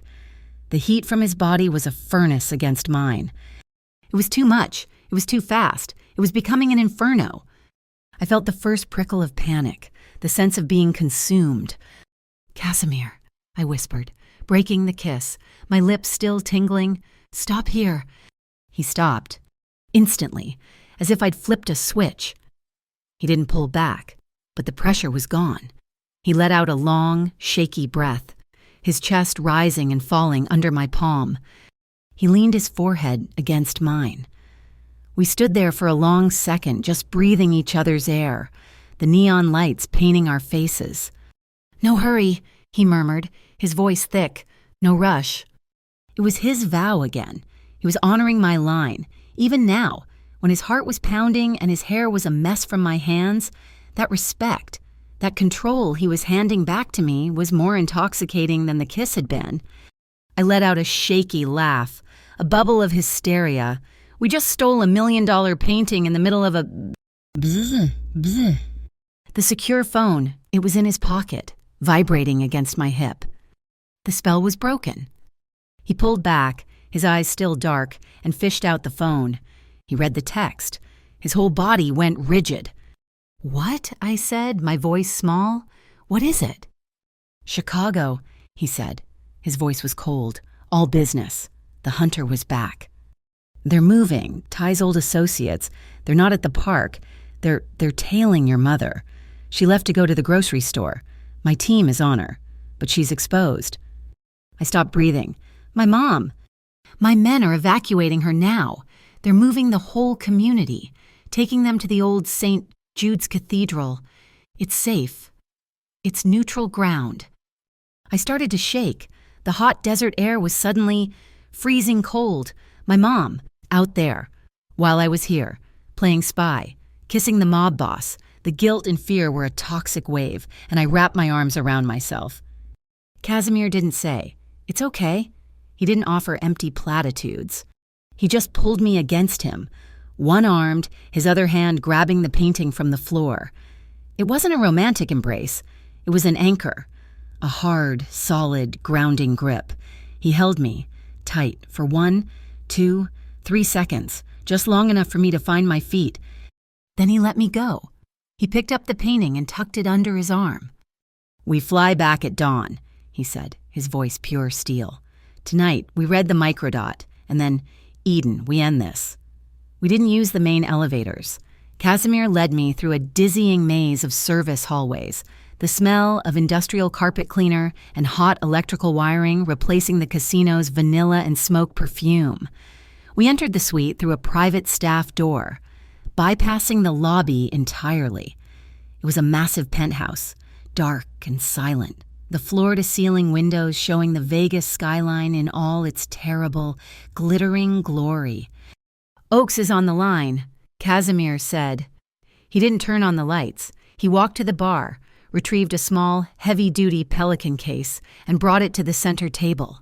He placed the stolen painting on a display easel that had apparently been waiting for it. He opened the case. Inside, nestled in foam, was a piece of equipment that looked like a cross between a digital microscope and a handheld scanner. "The alarms are still sounding in the main ballroom." Oakes's voice came, crisp and disembodied, from a secure speakerphone on the table. "Trent's security is in chaos. They think it was a rival casino, a simple smash and grab. They don't know what was stolen." Casimir flipped a switch on the scanner. A beam of focused, violet-blue UV light hit the canvas. The main lights in the suite remained off. The only illumination was the purple glow in the ocean of neon lights from the city below. "I see the flaw," Casimir said, his voice low. He aimed the scanner at the upper left quadrant, where I'd seen the oily streak. On the laptop screen next to the speaker, the image resolved. The streak wasn't a flaw. It was a dense, microscopic block of text, glowing an eerie green under the UV. It was a ledger. "I'm in," Casimir said. He began scanning, the data streaming onto the laptop screen, where Oakes's team was simultaneously decrypting it. "Helio Trust Silver Gull, the standard transfers. Now, the payouts." My heart was in my throat. This was the proof. This was what Mara had betrayed him for. What Silas had killed for. "I'm seeing the deposits," Oakes said, his voice tight with suppressed excitement. "To an account in the Caymans. Coded, it's her. Maura Bell, 3 deposits over the last 6 months, totaling, good Lord, $200,000. She sold him out for $200,000, I whispered, disgusted. Wait, Oakes said. There's a branch, a domestic transfer from Maura's primary account, a separate payout to a checking account with Chase. Casimir looked up from the scanner, his eyes meeting mine in the dark.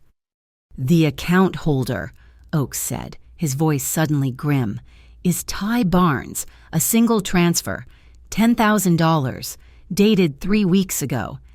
3 weeks ago. The exact day the first threatening text had come.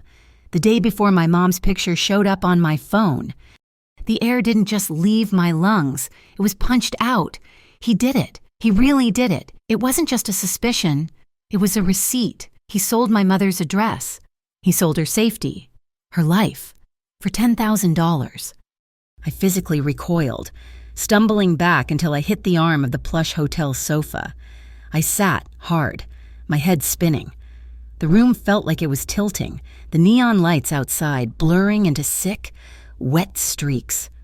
Casimir finished the scan. The UV light clicked off, plunging the room back into near-total darkness. I could hear him move. He didn't turn on a lamp. He just came and stood in front of me, a tall, black silhouette against the glittering window. I was shaking. I was so angry, so violated. I couldn't even speak. He didn't say, "I'm sorry," and he didn't say, "I told you so." He just reached out, his hand cutting through the darkness, and placed it over mine where I was gripping the sofa cushion. His hand was warm, solid. His thumb began to rub a slow, steady circle on the back of my hand. "Eden," he said. His voice was quiet, rougher than I'd ever heard it. His choices are his. They are not a reflection of your value. You are not at fault for what he chose to become. I closed my eyes, a single hot tear of rage escaping and tracing a cold path down my cheek. He gave my hand one last firm squeeze before letting go. He turned back to the speakerphone. All business. The comforter was gone.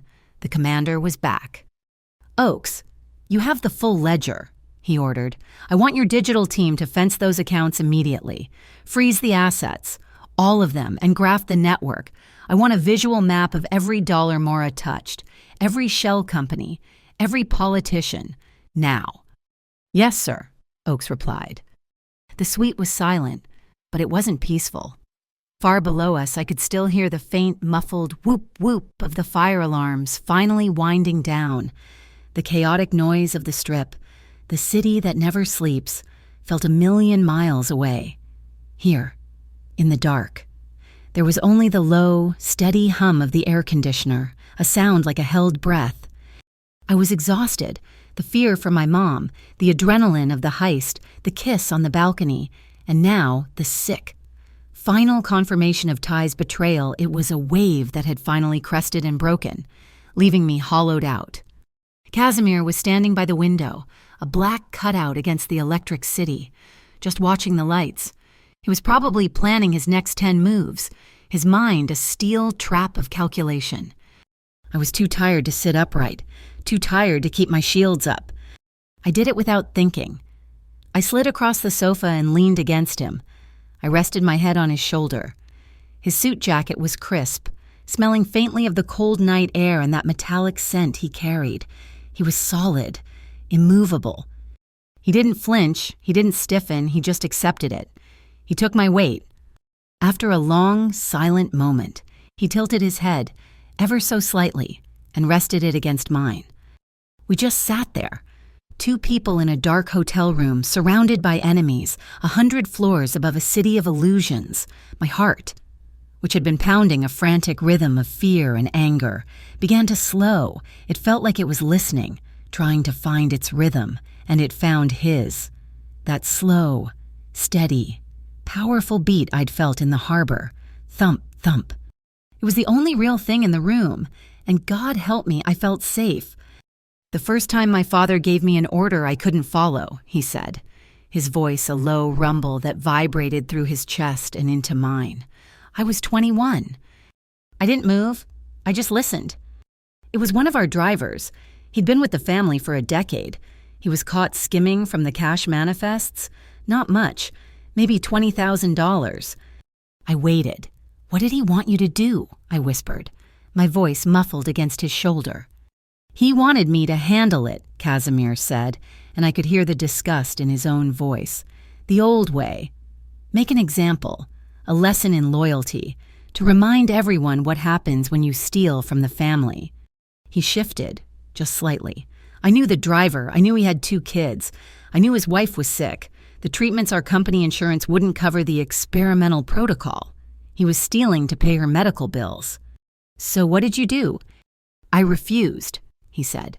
I told my father I would handle it my way. I went to the driver. I paid his wife's entire medical debt anonymously. Then I had him transferred to a logistics hub in Wisconsin, far from my father's reach. I told him if I ever saw him in Chicago again, I would bury him myself. His confession was cold but clear. I chose a financial solution. I chose legal protection. I did not choose blood. I lifted my head, just enough to look at his profile in the dark. What happened? My father was furious. He said I'd broken the doctrine, that I was weak, that I had disrespected him. He paused, his jaw tightening. He sent Silas Trent, his prized protege, to teach me my own lesson. His hand, the one not resting on the sofa, clenched into a fist. I almost didn't survive that night. Silas, he enjoys his work. That's when I learned. The old way isn't strong, it's just loud. It's lazy. Anyone can instill fear. It takes real control, real power, to build an empire that doesn't need it. That's the transition Silas hates. He doesn't just want the money, he misses the old religion. He was a reformer, a heretic in his own dark church, and he'd almost been martyred for it. The money, I said, the words tumbling out before I could stop them. The $3.8 million, it saved their homes, but it's not enough. He turned his head, his face close. What do you mean? It saved the place, I said, the frustration I'd felt for years bubbling up. It didn't save the people. Not really, they're still trapped. My mom, her friends, they're safe for now.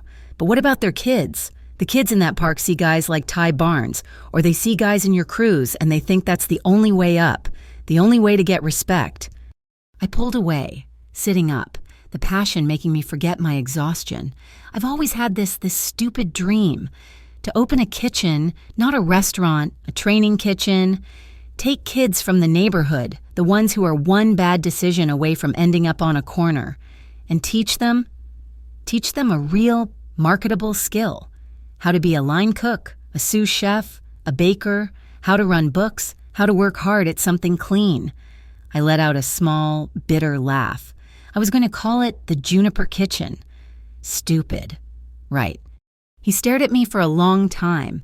His eyes, in the dark, were impossible to read. Then he stood up. He walked to the massive, ornate hotel desk, opened a drawer, and took out a single, thick, eel-cream-colored sheet of hotel stationery. He came back and sat down. He uncapped a heavy, expensive-looking pen. How much, he asked. What? To start, he said, his voice practical. Seed money, equipment, licenses, insurance.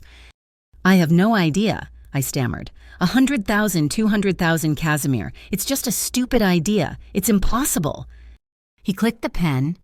At the top of the paper, in that same precise handwriting from the night in the alley, he wrote Juniper Kitchen Fund.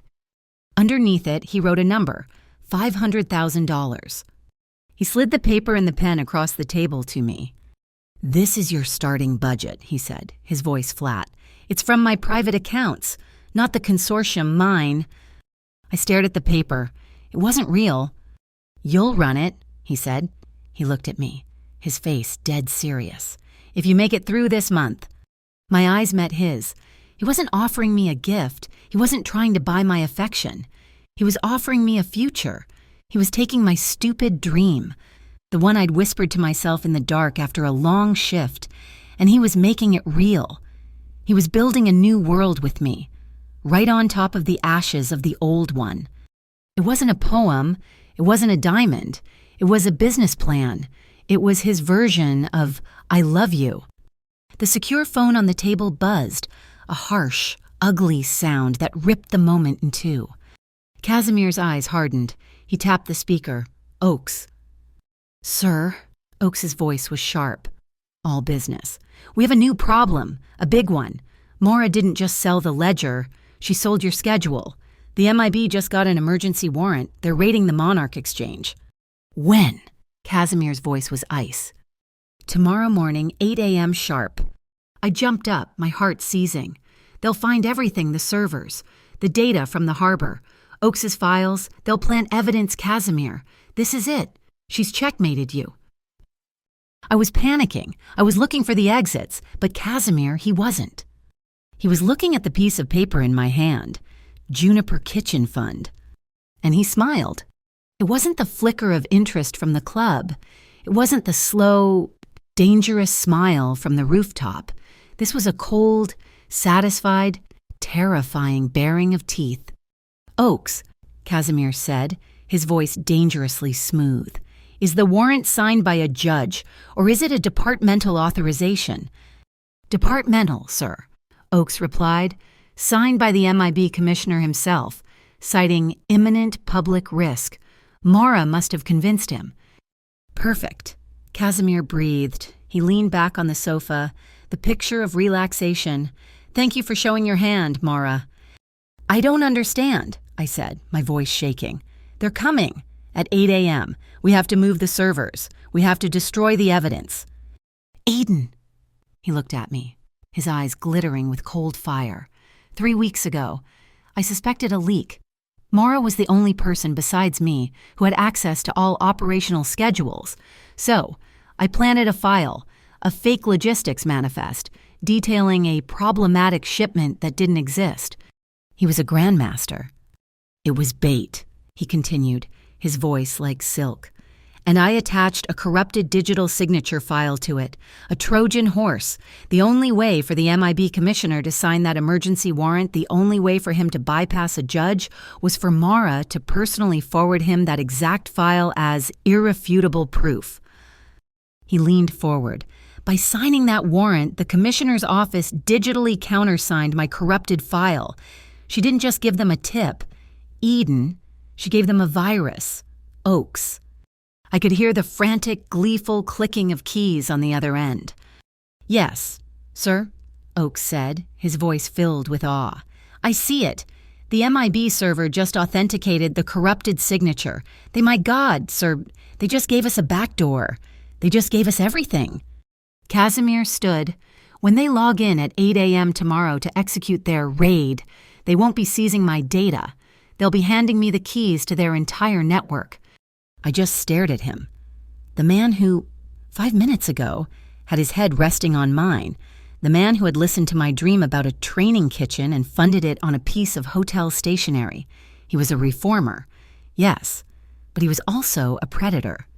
He was the man who would shelter me from the storm, and he was the man who was the storm.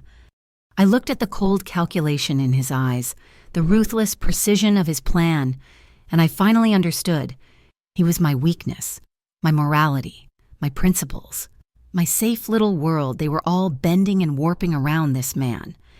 He looked back at me, his gaze softening, just a fraction as he took in my shock, and I realized the reverse was also true. I was his weakness. I was the waitress who'd said no. I was the variable he hadn't accounted for, and I was the only thing in his entire cold, calculated world that he couldn't control, and the only one he wanted. Get some rest, Eden, he said, his voice soft again, the commander vanishing. Tomorrow we go back to Chicago, and we take our city back. We landed in Chicago as the sun was painting the sky a dirty, metallic gray. The city felt different. Vegas had been a fantasy, a high-stakes, neon-lit game. This was real. This was a war, and we were flying back into the heart of it. We didn't go to a safe house. We went straight to the Monarch Exchange.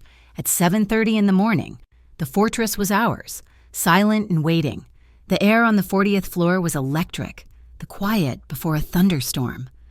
I was pacing by the windows, my stomach a cold, tight knot. I'd traded my black jumpsuit for my own clothes, a simple blouse and dark pants. I felt exposed, as if I were wearing my waitress apron into battle. Casimir was not pacing. He was sitting behind his massive, clean desk in a perfect charcoal suit, sipping a black coffee. He looked as calm as if he were waiting for a morning briefing on logistics. At exactly 7:59 a.m., his intercom buzzed. "Sir," his head of security's voice crackled. "They're in the lobby." "Send them up, Robert Key," Casimir said, his voice bored. The elevator chimed, the doors slid open, and the storm broke. It was the two MIB agents from the club, the real ones, looking smug, and with them, two new men in severe federal-issue suits, but leading them all, her face a mask of triumphant, false regret, was Maura Bell. She strode in, her heels clicking on the marble. "Casimir," she said, her voice dripping with pity, "it's over. Please, don't make this difficult." One of the feds, a tall man with a face like granite, stepped forward, flashing a badge. "Agent Thorne, Interstate Criminal Audit Office. We have a federal warrant to seize all servers, hard drives, and financial records pertaining to this floor." Casimir didn't even stand, he just looked at them, his eyes half-lidded. "Of course. Agent Thorne? May I see it?" Thorne scoffed, but slid the document across the desk. It was official. It was terrifying. Casimir glanced at it, a single look. "It's invalid." "That's a court-ordered federal warrant, Mr. Rojas," Thorne snapped. "It's not up for debate." "Oh, it's very much a federal warrant," Casimir agreed, his voice dangerously smooth. He tapped the signature line. "And it's been digitally countersigned by your commissioner, authorizing its immediate execution. But the irrefutable proof it was based on the affidavit and supporting file provided by Miss Bell." He looked up, his eyes finding Maura's. Her triumphant smile faltered, just a fraction. "That file," Casimir continued, "was bait, a Trojan horse." He tapped a key on his keyboard. The massive, wall-sized map of the city behind him flickered and changed. It was now a schematic, a network map, complex and spider-webbed. At the center, a file name blinked in red, backdoor active, XE. "When your commissioner signed that warrant," Casimir explained, his voice as soft and cold as a lecture, "he didn't just approve a raid. He digitally countersigned my corrupted signature file. He created an authentication handshake. He didn't just give you a key to my house. He gave me the master key to yours." Agent Thorne's face drained of all color. He looked from the screen to Maura. "Oaks," Casimir said to the empty room. "Yes, sir," Oaks's voice replied, crisp and clear from a hidden speaker. "We've had full root access to the ICAO and MIB internal servers for 9 hours and 14 minutes. All internal correspondence, pending investigations, and most interestingly, the commissioner's private offshore financial statements. They seem to align perfectly with several shell companies owned by Silas Trent." Thorne looked like he was going to be sick. He had walked into a steel trap. Maura knew it. Her face was a paper-white mask of horror. She didn't speak. She didn't defend herself. She just turned, her movements jerky, and stalked toward the elevator. She jabbed her keycard at the sensor. Beep, beep, beep. A small red light. Access denied. "Your credentials were revoked last night," Casimir said. He hadn't raised his voice. He stood up, slowly, and walked around his desk. He stopped a foot in front of her. "While we were in Vegas, Robert," he said to his security chief, "Miss, Bell is a guest. Please escort her to the conference room. She's not to be disturbed, for her own protection, of course." He looked down at her, his face an impassive mask. "We're done, Maura." She didn't scream. She didn't cry. She just deflated. The power, the arrogance. It all evaporated, leaving a hollowed-out, terrified old woman. As the security team flanked her, she looked at me, her eyes filled with a sudden, venomous hatred, as if it were all my fault. The feds didn't say a word. They just turned, defeated, and walked back into the elevator. Their raid was over. Their careers were over. The door slid shut, leaving us in the sudden, heavy silence. I felt nauseous. The victory was total, brutal, and bloodless. It was his way. "I need to see my mother," I whispered. "I need to go to St. Jude's." Casimir nodded, his expression unreadable. My team will take you. Go. The parking garage was cold and damp, a concrete tomb that smelled of gasoline and old rain.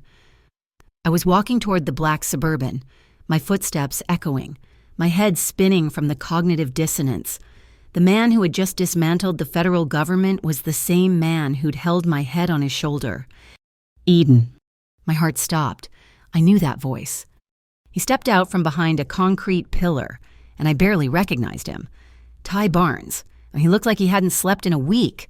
His clothes were rumpled, his face gaunt, and his eyes were darting everywhere, wide with a frantic, animal panic. Ty, I said, my voice was flat, dead.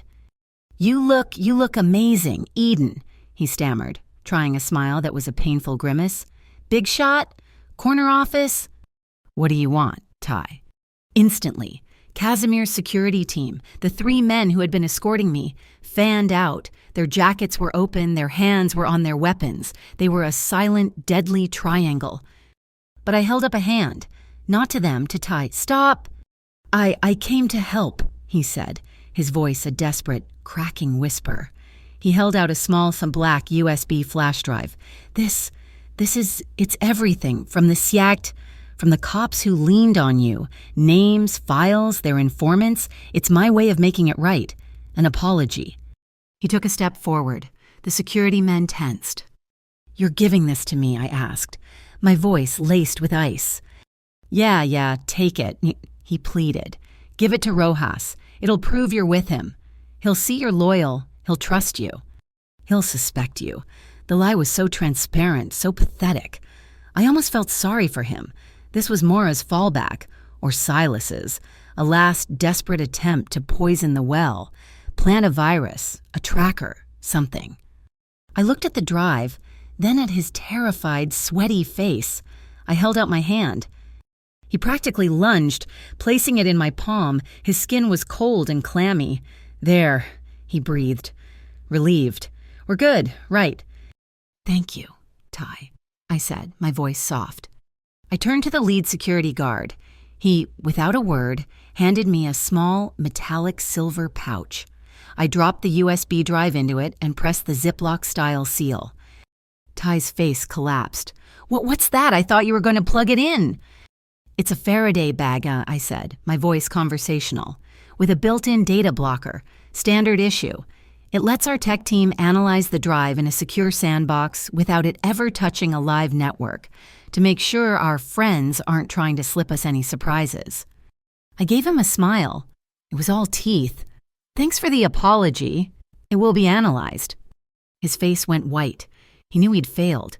He knew he'd been caught. Eden, wait, he gasped. You don't understand. They made me. Get in the car, Miss Navarro, the lead guard said, his voice flat. He opened the door for me. I got in. I didn't look back at Ty. I just watched him in the side view mirror, a pathetic, shrinking figure in the vast, empty garage. His last card played and lost. The second the door closed, the guard was on his mic. He's compromised. The package was a plant. Target is moving. Change of plan. They'll be watching the vehicle. We're on foot. Subterranean. He opened my door again. This way. Now. They didn't take me to the street. They took me through a steel door I'd never seen, into a maintenance tunnel, and then up a flight of stairs that spat us out onto the street. 2 blocks away from the Monarch Exchange, they hustled me down the steps into the L train station. The platform was packed. It was 9:30 in the morning. The air was stale, smelling of ozone and wet wool. I felt raw, exposed. My heart was pounding. The Red Line train screamed in, its brakes squealing. The doors slid open. Center of the car, the guard said, pushing me gently into the crowd. I stumbled, grabbing a pole. The doors closed. The train lurched. And I saw him. He was standing not 10 feet away, leaning against the connecting door. He wasn't Casimir Rojas, ruler of the 40th floor. He was just a guy. Dark jeans, worn combat boots, and a simple, gray pullover hoodie, the hood drawn up. He was anonymous. He was invisible. His eyes found mine through the crowd. He gave a single, almost imperceptible nod. My secure phone buzzed. A call. I fumbled for it, my hand shaking. Hello? Eden, you stupid, stupid little girl. My blood turned to ice water. Mara. How did you call me? I whispered. Looking at Casimir, he was watching me. Did you really think Casimir was the only one with contingency plans? Did you think I didn't have a backup phone? A backup plan for his backup plan? Her voice was a low, vicious sneer. It doesn't matter. Silas Trent has a new offer. He's impressed. I don't know what you're talking about. Oh, cut the act. He doesn't care about the ledger. He doesn't care about the MIB. He wants you. The waitress who said no, the partner who stole his painting. He finds you fascinating. The train was rocking. I felt sick. He's offering a trade, Mara purred. You for the permanent, legal, signed over in blood safety of the Prairie Crown Mobile Home Park. He'll hand the deed to your mother personally. All you have to do is walk away from Casimir and get in a car. He's got men 5 minutes from St. Jude's Cathedral. Eden, he'll clear that church out or he'll sign it over. Your choice. A trade. My life for my mother's. I looked at Casimir. His eyes were locked on mine. He could see the panic. I took a breath and I pressed the speakerphone button.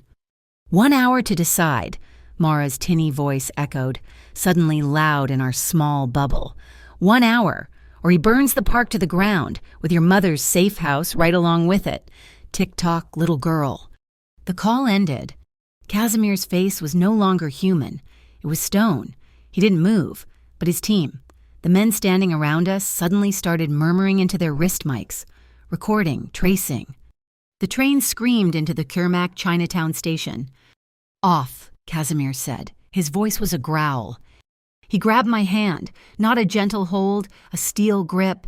He yanked me through the crowd. The doors slid open, and he pulled me onto the platform just as they were closing again. We were alone. The train roared away, leaving us in the sudden, relative quiet of the station. It started to rain, a cold, miserable drizzle blowing in from the street. Casimir pulled me under the shelter of the overpass. He was already on his own phone. Oaks, full mobilization. I want every asset we have at St. Jude's. A hard perimeter. I want eyes on Silas. Find him. Now. He hung up. The rain was hammering the steel girders above us. The sound of sirens wailed in the distance. It was a symphony of the city trying to collapse. I was shivering, but it wasn't from cold. It was from a rage so pure and hot it was choking me. Ty, Mara, Silas, they were all just different heads on the same snake, and they were all biting at my mother. I have to end this, I said, my voice shaking. We will, Casimir said, his eyes scanning the street. No, I said, pulling my hand from his. I mean me. They're using my mom. They're using Ty. He's the weak link. He's terrified. He's the one I can break. Eden, no, it's a trap. It's too dangerous. It's all dangerous, I yelled, my voice echoing. He already tried to set me up with the USB. He's failed. He's got nothing left. He's just a terrified kid who's in over his head. Let me call him. He'll listen to me. Let me end this. He stared at me. He saw the fury. He saw the waitress who had refused to serve him. He saw the woman who had stood on a rooftop and demanded to be a partner. He nodded. Once. His jaw was tight. Where? The old cannery lot, I said, my voice hardening. By the river, where we used to meet. He'll come. Casimir turned, his back to me, and spoke into his wrist. Alpha team, redirect, cannery lot, South Loop, full overwatch, visual, audio, thermal. I want eyes on every brick, no engagement. I repeat, no engagement unless I give the word. You are on site to record. That is all. We do this her way. The rain was coming down in sheets as I pulled out my personal phone and found Ty's number. I was done being the bait. It was time to be the trap. The cannery lot was a graveyard of broken concrete and rusting rebar. The rain had turned it into a shallow, muddy lake. I stood in the middle, my thin blouse plastered to my skin. I was freezing. Ty's beat-up Honda skidded to a stop. He jumped out, his face a mask of terror. Eden, what's going on? Did the USB work? Did I fix it? Are we good? You sold me well, Ty. I said. My voice didn't even sound like my own. It was cold, flat, and echoed in the downpour. What no, I was helping, I swear. $10,000, I said. His face went slack. I don't know what you're talking about.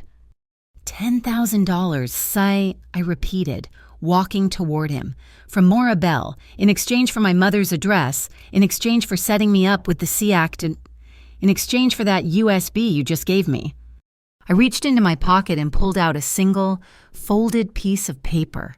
It was damp. I brought this for you. He actually reached for it, a pathetic flicker of hope in his eyes. It's not for you, I said, snatching it back. It's for me. It's my official pardon. Forever trusting you. Forever believing a single word that came out of your mouth. Forever thinking you were anything but a scared, selfish little boy who would sell anyone to save his own skin.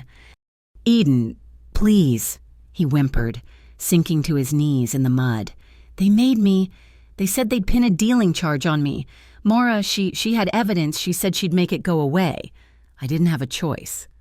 Get up, I snapped. Yeah, they're gonna kill me, he sobbed, his face streaked with rain and tears. Rojas is going to kill me. Rojas isn't the one you should be afraid of right now, I said. Get up. He staggered to his feet, mud dripping from his jeans. You're going to call Maura, or Silas.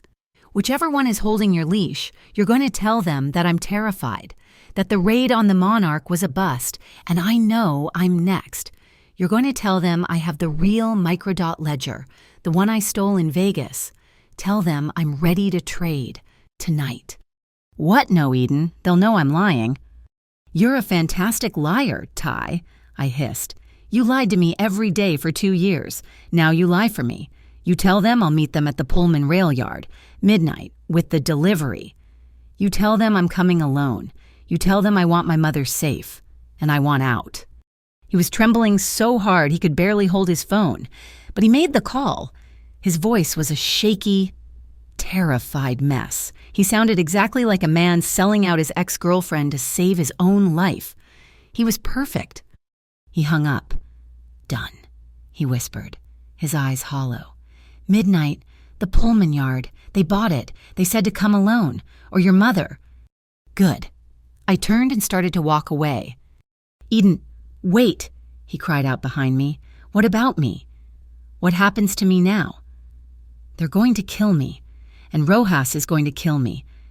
I stopped. I looked back at him, a pathetic, shivering man drowning in a parking lot of his own making. You take that $10,000, Ty, and you run. You disappear, and if I ever see your face in Chicago again, I won't be the one you have to answer to. I left him there and didn't look back. The black SUV was parked 2 blocks away, hidden in an alley. I slid into the back, my teeth chattering so hard I could barely breathe. The rain had finally slowed, but I was soaked to the bone. Casimir was in the passenger seat. He wasn't looking at me. He was watching a small, high-definition monitor, the body cam feed from his sniper. He'd seen and heard every word. He turned as I closed the door. His expression was a dark, unreadable mask. He hit a button on the console. Oaks. The bait is set. Pullman Yard. Midnight. I want Silas to feel confident. Let him bring everyone. Divert all anonymous tips to his decoy shipment. He looked at me. The real decoy, the J2 container, is already being rerouted to the cold storage warehouse in Gary. The ICAO will have it in an hour. Maura's tip finally panned out. He was setting his own trap, using mine as the trigger. I just nodded. I was too cold to speak. I wrapped my arms around myself, but I couldn't stop the shivers. It was the adrenaline crash. It was the cold. It was the sickening weight of what I had just done. Casimir said nothing. He didn't congratulate me. He didn't comfort me. He just reached back, shrugged off his gray hoodie, the one that had made him invisible on the train, and draped it over my shoulders. It was heavy and blessedly warm from his body heat. He pulled the hood up over my wet hair, and as he did, his fingers brushed the back of my neck. It was just a fraction of a second, a brief, calloused, impossibly warm touch, a jolt of pure, uncomplicated heat went straight down my spine, and the shivering stopped. Instantly, he pulled his hand back, and his voice was all business, cold and sharp. "It's time," he said. "Let's go to the yard." The Pullman rail yard at midnight wasn't just dark. It was a void. It was a massive, sprawling graveyard of steel, where the only light came from distant, sickly yellow security lamps that made the shadows longer and deeper. The air was cold, sharp with the smell of rust, creosote, and the damp, metallic tang of the nearby river. I was wearing a bright yellow reflective port worker's vest over Casimir's hoodie, a hard hat that felt too big for my head, and an earpiece that was feeding me the sound of my own breathing. I was live bait. "All teams are set." Oakes's dry, disembodied voice crackled in my ear. "Alpha and Bravo sniper teams have full visual. Digital team has a direct feed. Silas's vehicles just entered the south gate. He has at least 10 men. He's confident. He thinks you're stupid. Eden." "Good," I whispered, my lips barely moving. I was crouched behind a stack of rotting railroad ties, my heart a trapped bird against my ribs. "He believes you have the hard copy microdot," Oakes continued. "He believes you're trading it for your mother's safety. He's here for the prize." "And the real prize," I murmured. "The real J2 container, the one you identified at the harbor, was intercepted by the ICAO in Gary 45 minutes ago, thanks to your anonymous tip. The decoy. They're cataloging its contents as we speak." A grim satisfaction settled over me. While Silas was here, hunting me in the dark, his entire case was being built, legally miles away, by the very feds who'd tried to trap me. "Movement, East Quadrant," the voice of Casimir's security chief, Robert, cut in. "I see 5 men, fanning out. They're heading for Bay 12. I let out a shaky breath. That's where I'm supposed to be. "Stay in the shadow of column 4. Casimir's own voice suddenly rumbled in my ear, so low and clear it felt like he was standing next to me. "Let them pass. They're just the hounds. Let them find the scent." I pressed myself flat against the cold, damp concrete of the support pillar. I watched them. 5 men in dark tactical gear, moving with an arrogant, sloppy confidence. They weren't soldiers. They were thugs. They swept their flashlights over the empty containers in Bay 12, then cursed, their voices carrying on the cold air. "She's not here," one of them yelled. "The boss said Bay 12 spread out, find the girl. Now, Eden," Casimir ordered. I took a breath. I broke cover. I didn't run. I just walked, quickly, from the shadow of my pillar to the next, a deliberate, hurried movement. I accidentally kicked a loose piece of gravel. There, a flashlight beam pinned me instantly. There she is. Bay 15, get her. I started to run, my boots slipping on the wet ground, but I wasn't running away. I was hurting them. "She's heading for the central crane," the man shouted into his radio. "We've got her boxed in." I skidded to a halt in the center of the yard, a vast open space directly beneath a massive, dormant gantry crane. I was exactly where Casimir had told me to be. I was surrounded by a maze of containers, and now the exits were being filled by Silas's men. Flashlights pinned me from 3 directions. I was trapped in a cage of light. Well, a voice said, slow and satisfied. Silas Trent stepped out from between 2 massive blue containers. He was in a long cashmere coat, looking impeccable, not a drop of mud on his Italian leather shoes. He was smiling that cold porcelain smile from Vegas. And at his side, looking pale but resolute, was Maura Bell. My Eden, Silas said, clapping his hands together softly. "The little waitress, all grown up. You've caused my associate, Maura, a great deal of trouble, and you stole my painting." "It's over, Silas," I said, my voice shaking. I hated that it was shaking. "Oh, it's just beginning," he chuckled. "Maura, tell her the deal. I'm a man of my word." Maura stepped forward, her face a mask of cold fury. "The deal is simple. You've been a thorn in everyone's side. You and your ridiculous, sentimental new boss. Hand over the microdot, Eden, and then you come with us. You're the last piece of paperwork. We'll close your file and the file on Rojas. For good. And my mother, I choked out.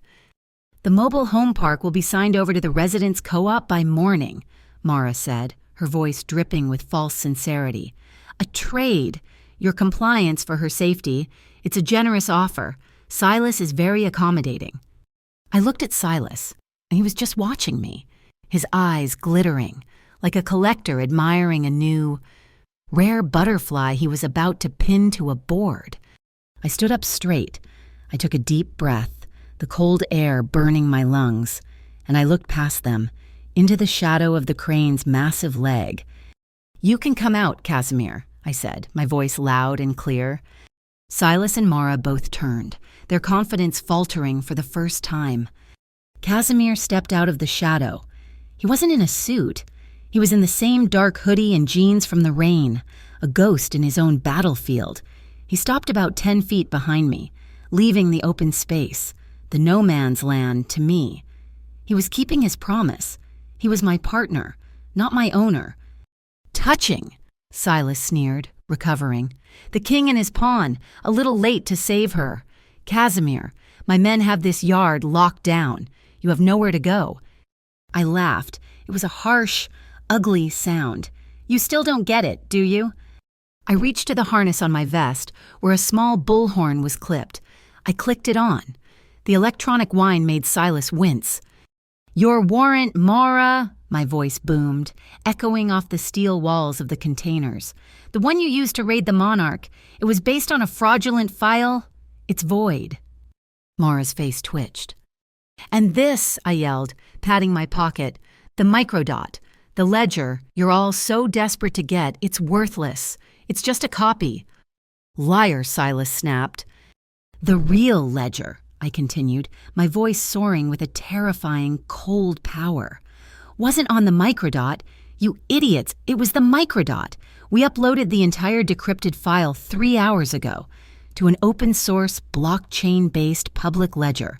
It's been sent to the city council. It's been sent to the Chicago Tribune. It's been sent to every journalist on your payroll.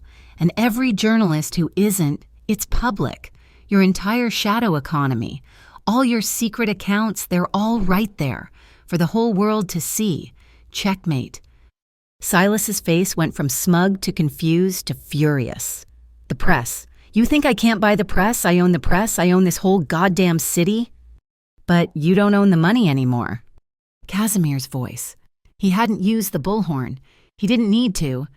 His voice cut through the night, cold and final. Silas spun to face him. What did you say? The money, Casimir repeated, stepping forward, his hands loose at his sides. The accounts Oaks fenced in Vegas, the ones Mara led us to. They weren't just frozen, they were seized, as of 2 hours ago. By federal warrant, based on the evidence from the real decoy container you so kindly let us find. Your offshore accounts are empty. Silas, your bribes can't be paid. Your payroll is gone. You bluffing, Silas stammered. Am I? Casimir just tilted his head, almost curiously. And then, the night lit up. A massive, blinding white light flooded the yard, coming from the gantry crane above us, a projector. It hit the flat, blank side of a 40-foot container, turning it into a movie screen. My heart stopped. It was Oakes's graph. A flowchart from hell. At the top, Heliotrust, lines spidered down, to Silver Gull Logistics, to the ICAO commissioner, to Silas Trent, and from Silas's account, a single, damning red line to Mara Bell. It was the entire conspiracy, laid bare, 20 feet high. You, Mara whispered, her face a mask of pure, unadulterated horror. You bastard. No! Silas roared, his composure shattering, revealing the panicked animal beneath. No, my men kill them. Kill them now. His men raised their weapons, but before they could even aim, the yard was flooded with a new light. Red and blue. Sirens. Not distant, but right here. Screaming as they tore into the yard. It wasn't 2 cars. It was a dozen. Black and whites, armored vans. They screeched to a halt, boxing everyone in. But they weren't Chicago PD. They weren't MIB. The logo on the side was the one I'd seen in the diner, CAC. Agent Thorne, the one from Casimir's office, stepped out of the lead car, his face like stone, but he didn't look at Casimir. He looked at Silas. "Silas Trent," Thorne boomed, his voice on its own loudspeaker. "You are under arrest by order of the Illinois State Attorney's Office and a special investigative committee of the City Council. We have warrants for you. And for," he consulted a list. "Ah, yes. Commissioner Evan Hall of the ICAO." Out of another car, 2 CIT officers were pulling the ICAO commissioner, the one who'd signed Mara's warrant, out of the back seat. He was already in handcuffs. The trap had been total. Silas just stared, his mouth open, his empire crumbling in the red and blue flashing lights. It was over. Mara, however, wasn't done. I saw it. She wasn't looking at the cops. She wasn't looking at Silas. She was looking at me. Her face was no longer human. It was a rictus of pure, unadulterated hatred. I was the waitress who'd started it all. I was the one who'd taken her place. It happened in a fraction of a second. "You," she hissed. "You bitch!" She pulled a small, silver pistol from the waistband of her expensive slacks. She wasn't aiming at Casimir. She was aiming at me. I didn't even have time to flinch. "Eden." Casimir's voice wasn't a word. It was a roar. He wasn't a man, and he was a force. He crossed the 10 feet between us in a single, explosive movement. He didn't try to stop her. He didn't try to disarm her. He just hit me. He slammed into me like a linebacker, his shoulder connecting with my chest, his arms wrapping around me like steel bands. He lifted me off my feet and drove me backward, shielding me with his entire body. Crack! The gunshot was deafening. It wasn't the sound I expected. It was a sharp, high-pitched, metallic ping. I was on the ground, my head bouncing on the gravel, the wind completely knocked out of me. Casimir was on top of me, a dead weight, his face buried in my neck. He wasn't moving. "No," I whispered. "No, no, Casimir." I pushed at his shoulders, my hands shaking.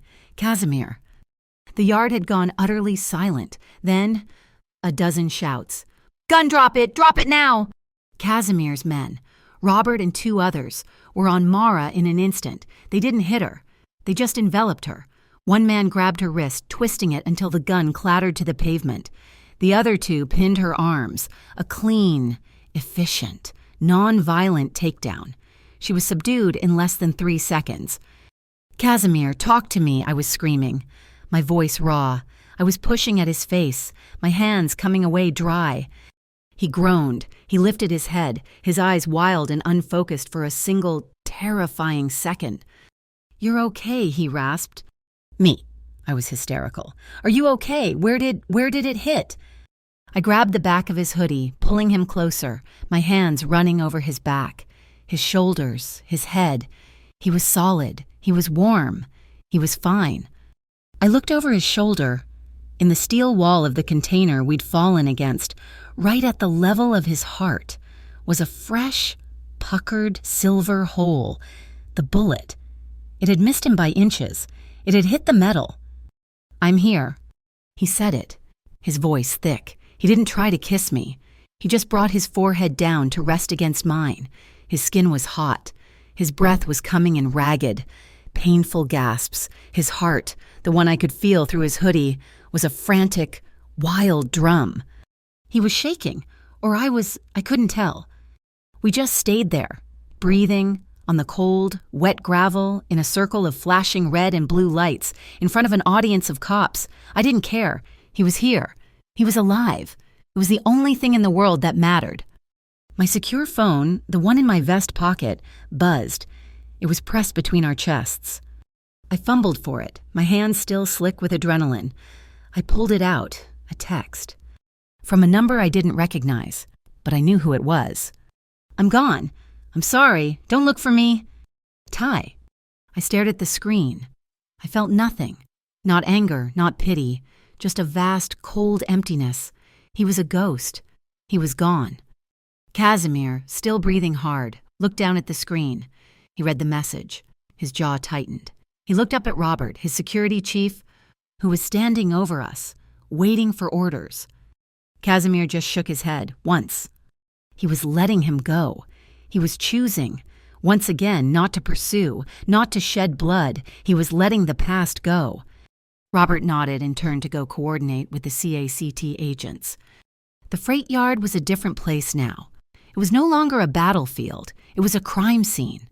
The bright, white lights of the projector were replaced by the cold, methodical flashes of police cameras. The air smelled of diesel and rain. Silas was in cuffs, his face a mask of disbelief. Mara was being led, silent and white-faced, to a separate car. It was over. Casimir pushed himself to his feet, a low groan escaping him. He pulled me up, his grip on my arm steady. We stood there, just for a moment, watching them seal the containers, watching them tag the evidence. The city was still here. The city was always watching. The battle was over. But the war, I knew, was just beginning. We won the battle at the rail yard, but Silas Trent wasn't a soldier. He was a snake, and he had one last drop of venom. He'd been in a holding cell for less than 12 hours when it hit. It was a video. It went everywhere all at once. It was a masterpiece of malicious editing, a digital assassination. It showed grainy, black and white security footage of me in the alley behind the Juniper, taking the thick, cream-colored envelope from Casimir's driver. It was silent, damning. And then it cut to audio. My voice, "Just get me the cash," I was saying, my voice tight and desperate. "I don't care how, just get it." It was a lie, a deep fake.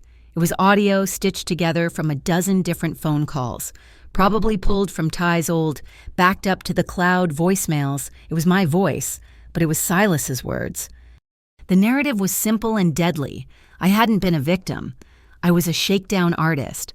I'd seen an opportunity, extorted a grieving Casimir Rojas right after his advisor's betrayal, and taken a massive payoff. I wasn't a partner. I was a parasite. Social media exploded. I was trending. Juniper Gold Digger, Mob Mall, Waitress Payday. The effect was immediate and catastrophic. The fledgling Juniper Kitchen Fund, the one we'd started on a piece of hotel stationery, was drowned before it could even swim. The corporate donors, the ones Oaks had just begun to secure, pulled out in a panic. The city council member who had praised our community initiative was now deeply concerned. My stupid, beautiful dream of a training kitchen was dead, murdered by a 5-second video clip. I was in the Monarch Exchange, which now felt less like a fortress and more like a high-tech prison, watching the digital wildfire burn across Oaks's monitors. My name was Mud, and it was splashing all over Casimir. "It's over," I whispered, sinking into a chair. "He won.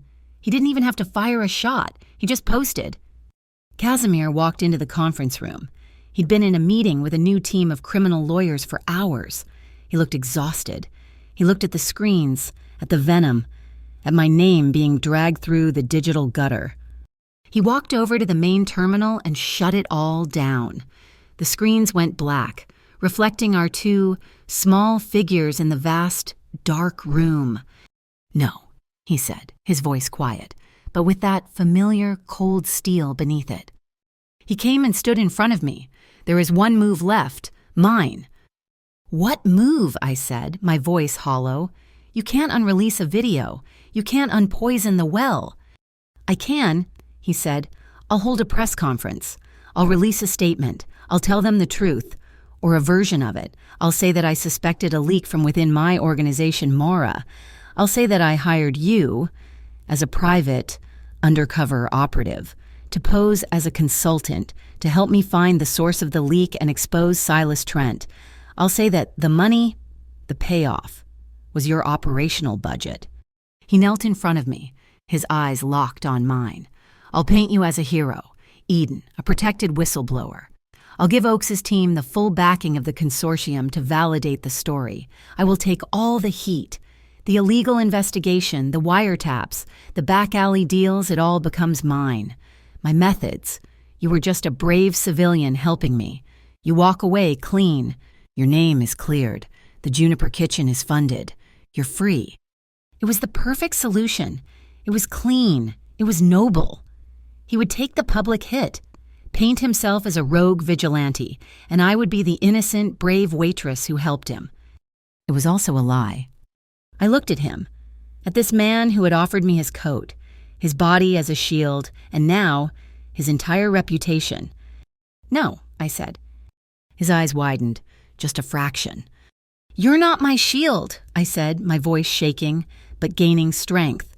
I'm not your asset to be protected. I'm not a consultant you hired. I reached out and put my hand on his knee. We're partners, remember. I stood up, pulling him with me. We don't do this in the shadows. We don't fight his deep fake with another cleaner lie. We do it in the light. We do it publicly. Aiden, he said, his voice rough, they will crucify you. They will tear you apart. Let them try, I said. They've been trying since the moment I said no in that restaurant. I'm tired of hiding. I'm tired of being their victim, their pawn, or their PR doll. I'm going to tell them the truth. All of it. A new, dangerous spark lit in his eyes. The calculating look was back. When? Tonight, I said, the plan forming in my head, as clear and bright as a lightning strike. The Navy Pier fireworks. The whole city will be there. The local news will be broadcasting live. We'll set up our own stage, our own screen, and I'll just talk. He stared at me for a long, heavy beat, and then he smiled. Not the cold, calculating smile. The one from the rooftop. The one that was just for me. Oaks, he said to the empty room, get me a permit for Navy Pier and get me a jumbotron. The next few hours were a blur. We had one critical stop, the district attorney's office.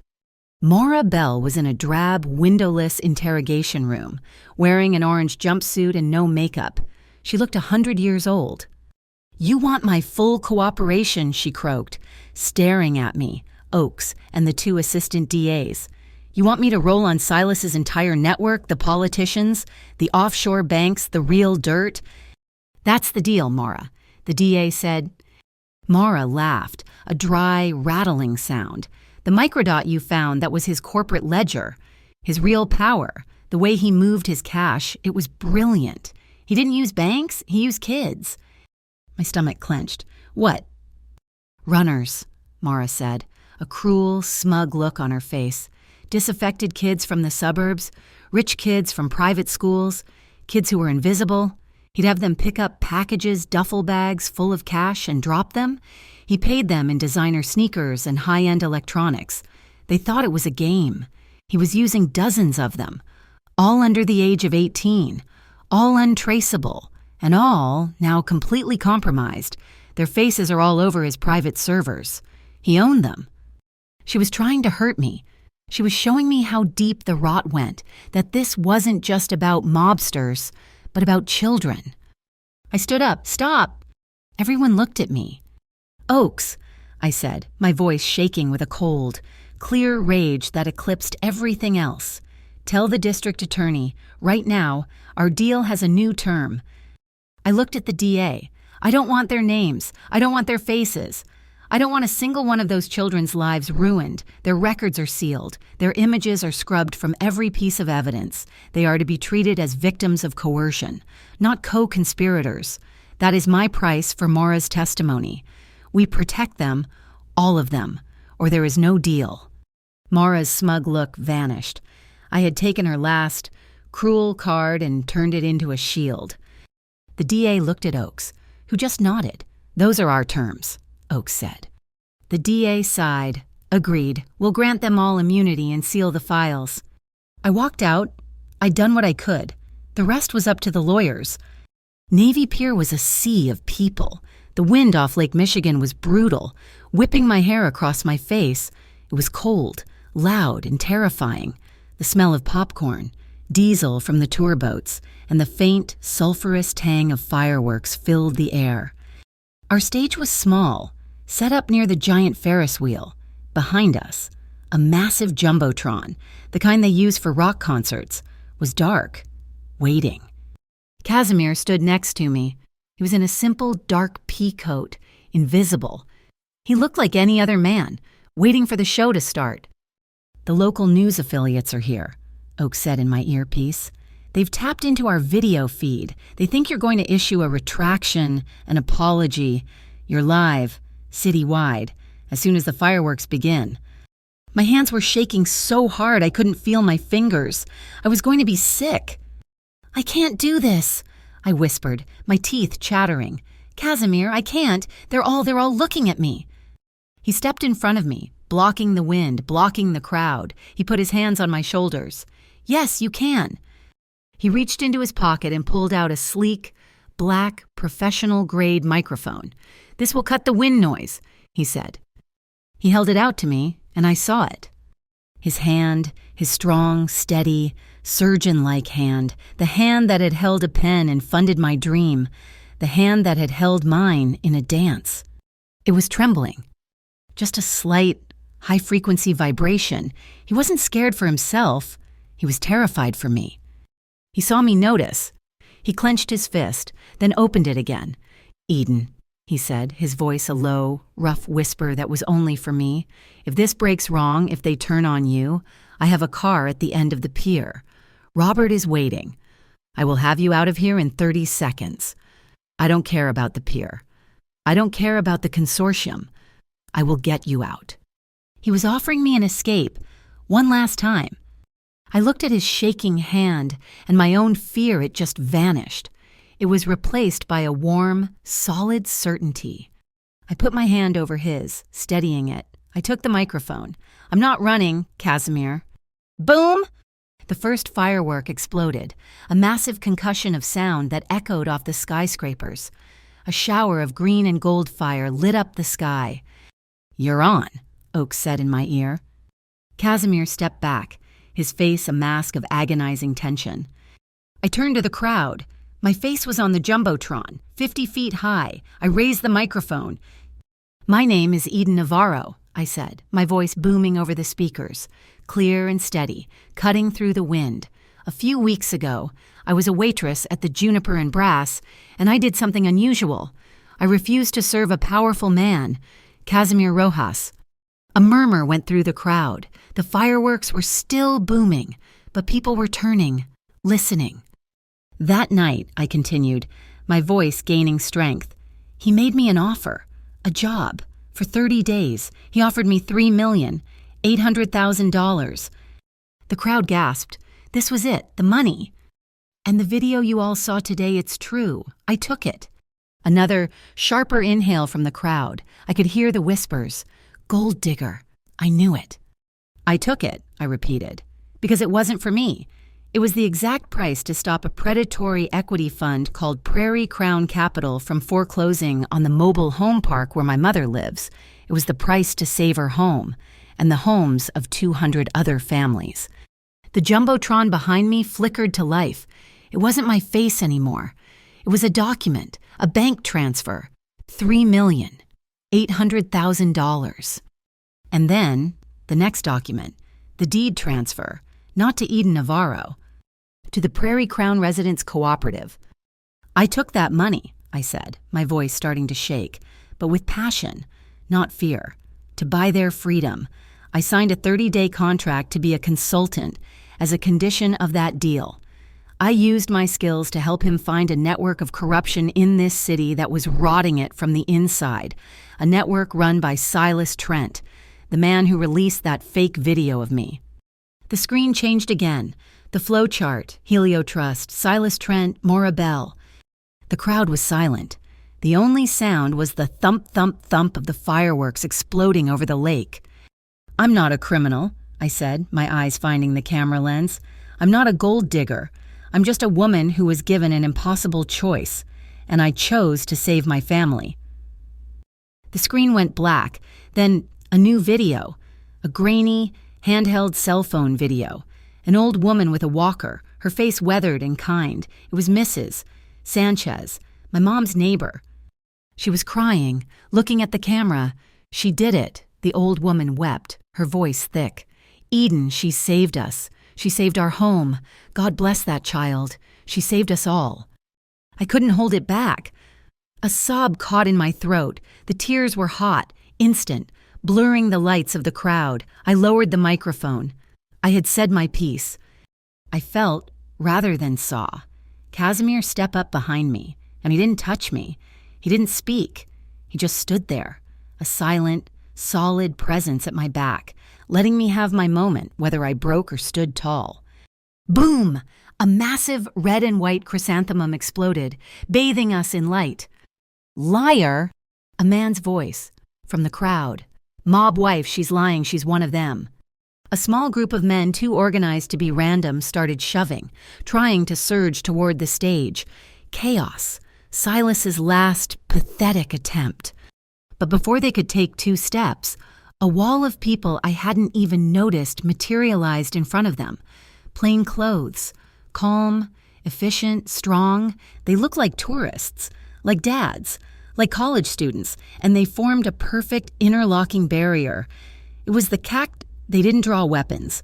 They just contained the threat. It was over in 5 seconds.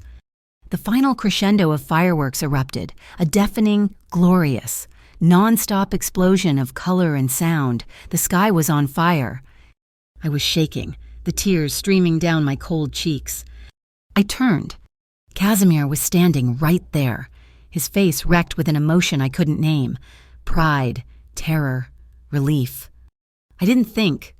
I didn't care about the cameras. I didn't care about the crowd. I dropped the microphone and I launched myself at him. I threw my arms around his neck, burying my face in his cold pea coat. He reacted instantly, his arms locking around my waist, lifting me off my feet, holding me so tight I couldn't breathe. He crushed me to him, his face buried in my hair. It wasn't a kiss. It was an anchor. It was a promise. It was 2 people who had been through a war, finally, holding on. The fireworks were still exploding, but the only sound I could hear was his heartbeat, rabbit fast, under my ear. He leaned his head down, his lips brushing my temple, his whisper so low, so rough. It was just for me. "I've been in love with you," he breathed, "since the first time you looked at me in that club and said no." I pulled back, just enough to look at him, my hands framing his rough, unshaven jaw. The colored light of the explosions danced in his dark, wet eyes. "And I think," I whispered back, my voice breaking, "I've been in love with you since you stood in the rain and held an umbrella over my mother and shielded me from my own fear." He closed his eyes, his forehead pressing against mine, and in the middle of a million people, under a sky of fire, we were the only 2 people in the world. The fireworks were still echoing in my ears when we were swept into a convoy of black Suburbans. The high of that moment on the pier, the feeling of his arms around me, of finally being safe, was a warm bubble in the middle of a cold, flashing reality. The war wasn't over. It had just entered its final, bureaucratic phase. The next morning, we weren't in a penthouse. We were at City Hall, in a sterile, overcrowded press room. The air was thick with the smell of stale coffee and the frantic energy of a media feeding frenzy.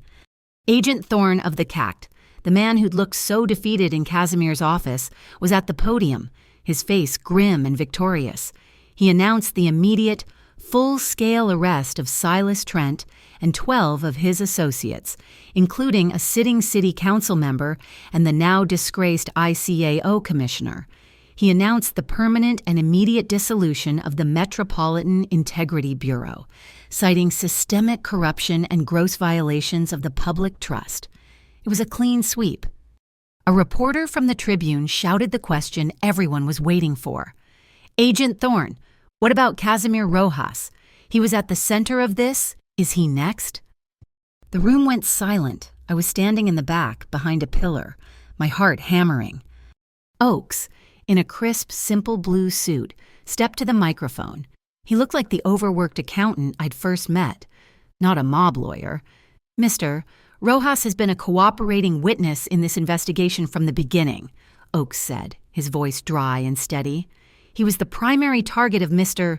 Trent's illegal organization, in light of his full cooperation, and in recognition of certain irregularities in his own investigative methods, the Rojas Consortium has agreed to a civil settlement with the city of Chicago. A fine, a massive one. I knew it was in the 8-figure range, a number that would hurt, but it wasn't a criminal charge. It wasn't an admission of violence, or racketeering, or any of his father's sins. It was a fine. A cripplingly expensive parking ticket. It was the first agonizing and legitimate step out of the shadow. He was paying his way out, not fighting. The next day, however, was the real victory. I drove to the mobile home park. The media wasn't there. There were no flashing lights. There were just people. My mom, Mrs. Sanchez, her face streaked with tears. Dozens of families, all gathered on the damp grass, holding paper cups of coffee. Oakes arrived, but this time, he was just a notary. He held a single, thick, folded document, the deed. The name Prairie Crown Capital was gone. In its place, the new legal owner, the Prairie Crown Residence Cooperative. He handed the deed and a single, ceremonial key to my mother.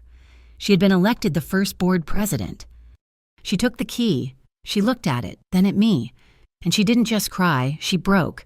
She fell into my arms, a sob of a lifetime of fear and insecurity, finally leaving her body.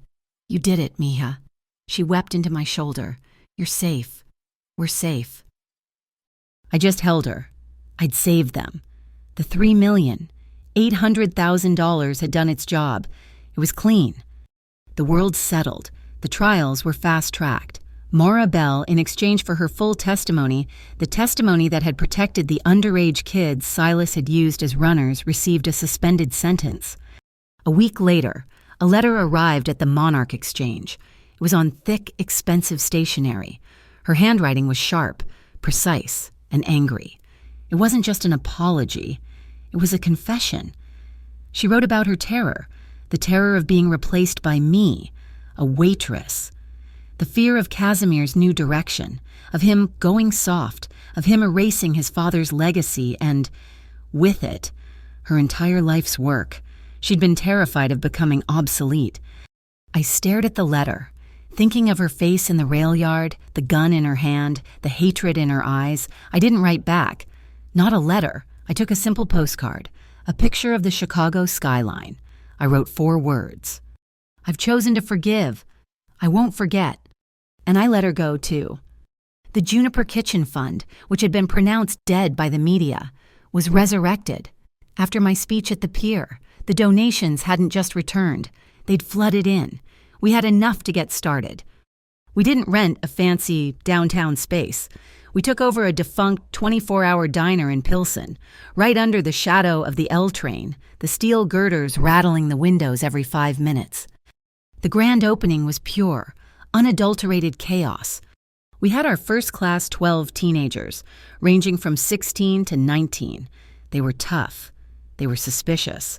They stood with their arms crossed, staring at the gleaming new stainless steel prep tables as if they were alien technology.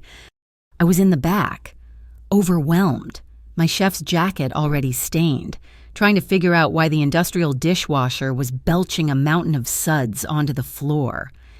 You're holding the rinse aid cap upside down. The voice was low, calm, and directly behind me. I spun around, Casimir. He wasn't in a suit. He was wearing dark jeans, a plain black t-shirt, and a pair of brand new, non-slip kitchen clogs that looked ridiculous on him.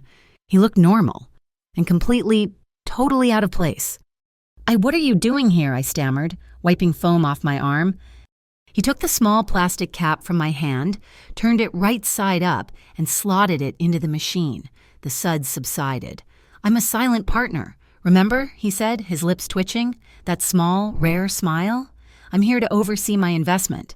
He looked past me, at the 10, 50-pound bags of potatoes and carrots that had just been delivered.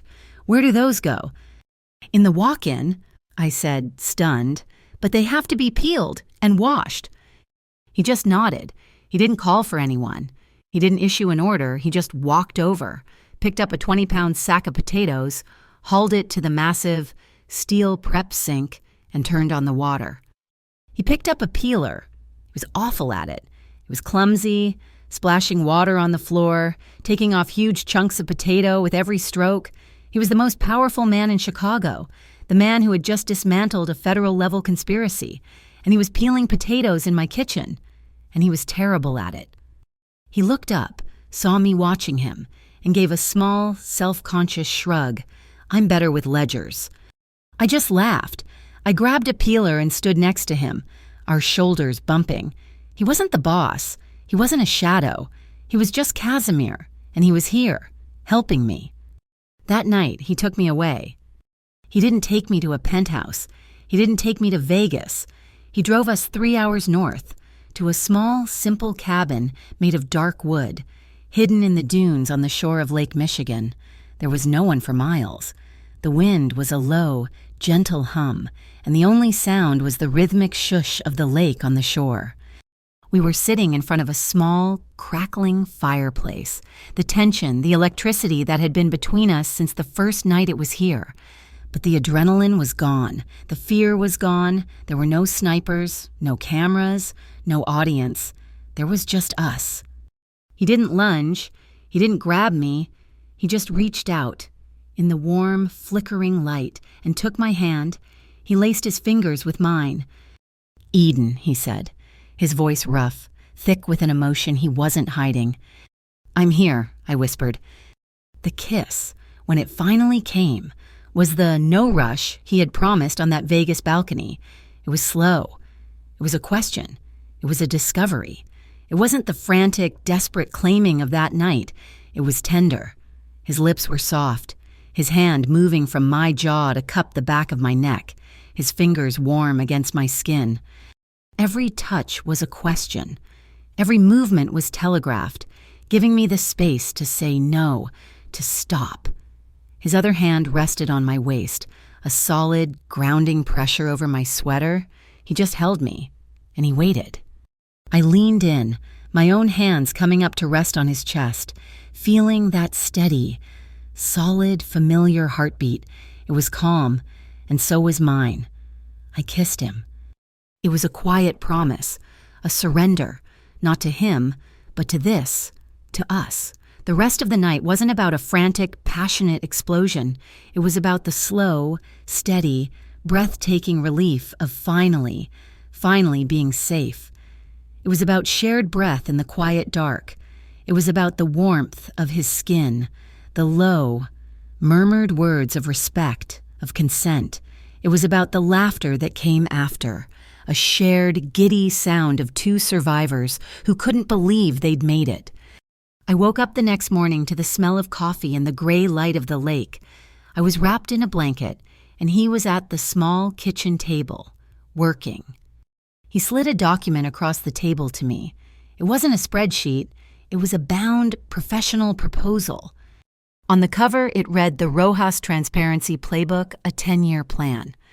I opened it. It was a complete blueprint for the total legal separation of his father's legacy enterprises from the legitimate logistics company.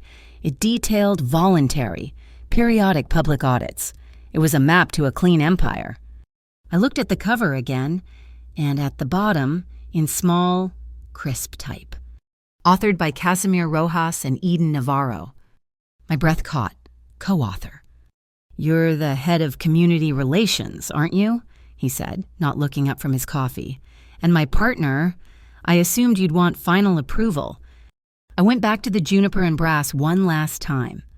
It was a rainy Tuesday afternoon, the kind of day that used to be my nightmare.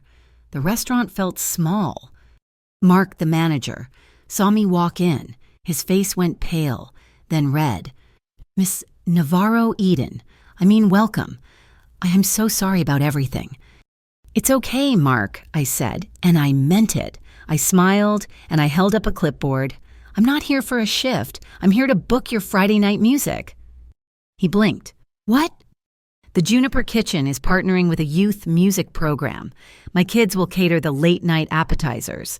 Their kids will play the 9 o'clock set. We're calling it a community showcase. I need to see your event calendar." Mark just stared at me. And then his eyes welled up. He threw his arms around me in a tight, desperate hug. "We're so proud of you." He wept into my shoulder. "Anya sends her love. She's the head waitress at the Drake now." I was laughing, hugging him back, when the bell on the front door chimed. I looked up. Casimir. He was standing in the doorway, the gray rain painting the street behind him. He wasn't the shadow in the corner booth. He wasn't the kingpin of the Monarch Exchange. He was just a man, in a dark coat, his hands in his pockets. His eyes found mine across the room, and he smiled. A real, full, unguarded smile that lit up his entire face. He wasn't looking at a waitress. He wasn't looking at an asset. He was looking at me. As he walked toward me, I glanced at the wall by the hostess stand. There was a new, small, gleaming brass plaque that hadn't been there before. I walked over to read it. Once a waitress said no, and the city learned to say yes to what is right. I let out a shaky laugh. I turned, and Casimir was there. He didn't say anything. He just took my hand, his fingers lacing with mine. We stood there, hand in hand, looking out the window as the soft Chicago rain began to fall. The same rain, the same street. But everything was different. The adrenaline was gone. The chaos was over. Our life, the real one, was just beginning. Thank you so much for listening to this story. We would love to know where you're tuning in from. Drop a comment below to share your thoughts and let us know where you're listening. If you enjoyed this journey, please subscribe to Mafia Boss Stories. Give this video a like and show your support by hitting that hype button so this story can be heard by even more people. Your support means the world.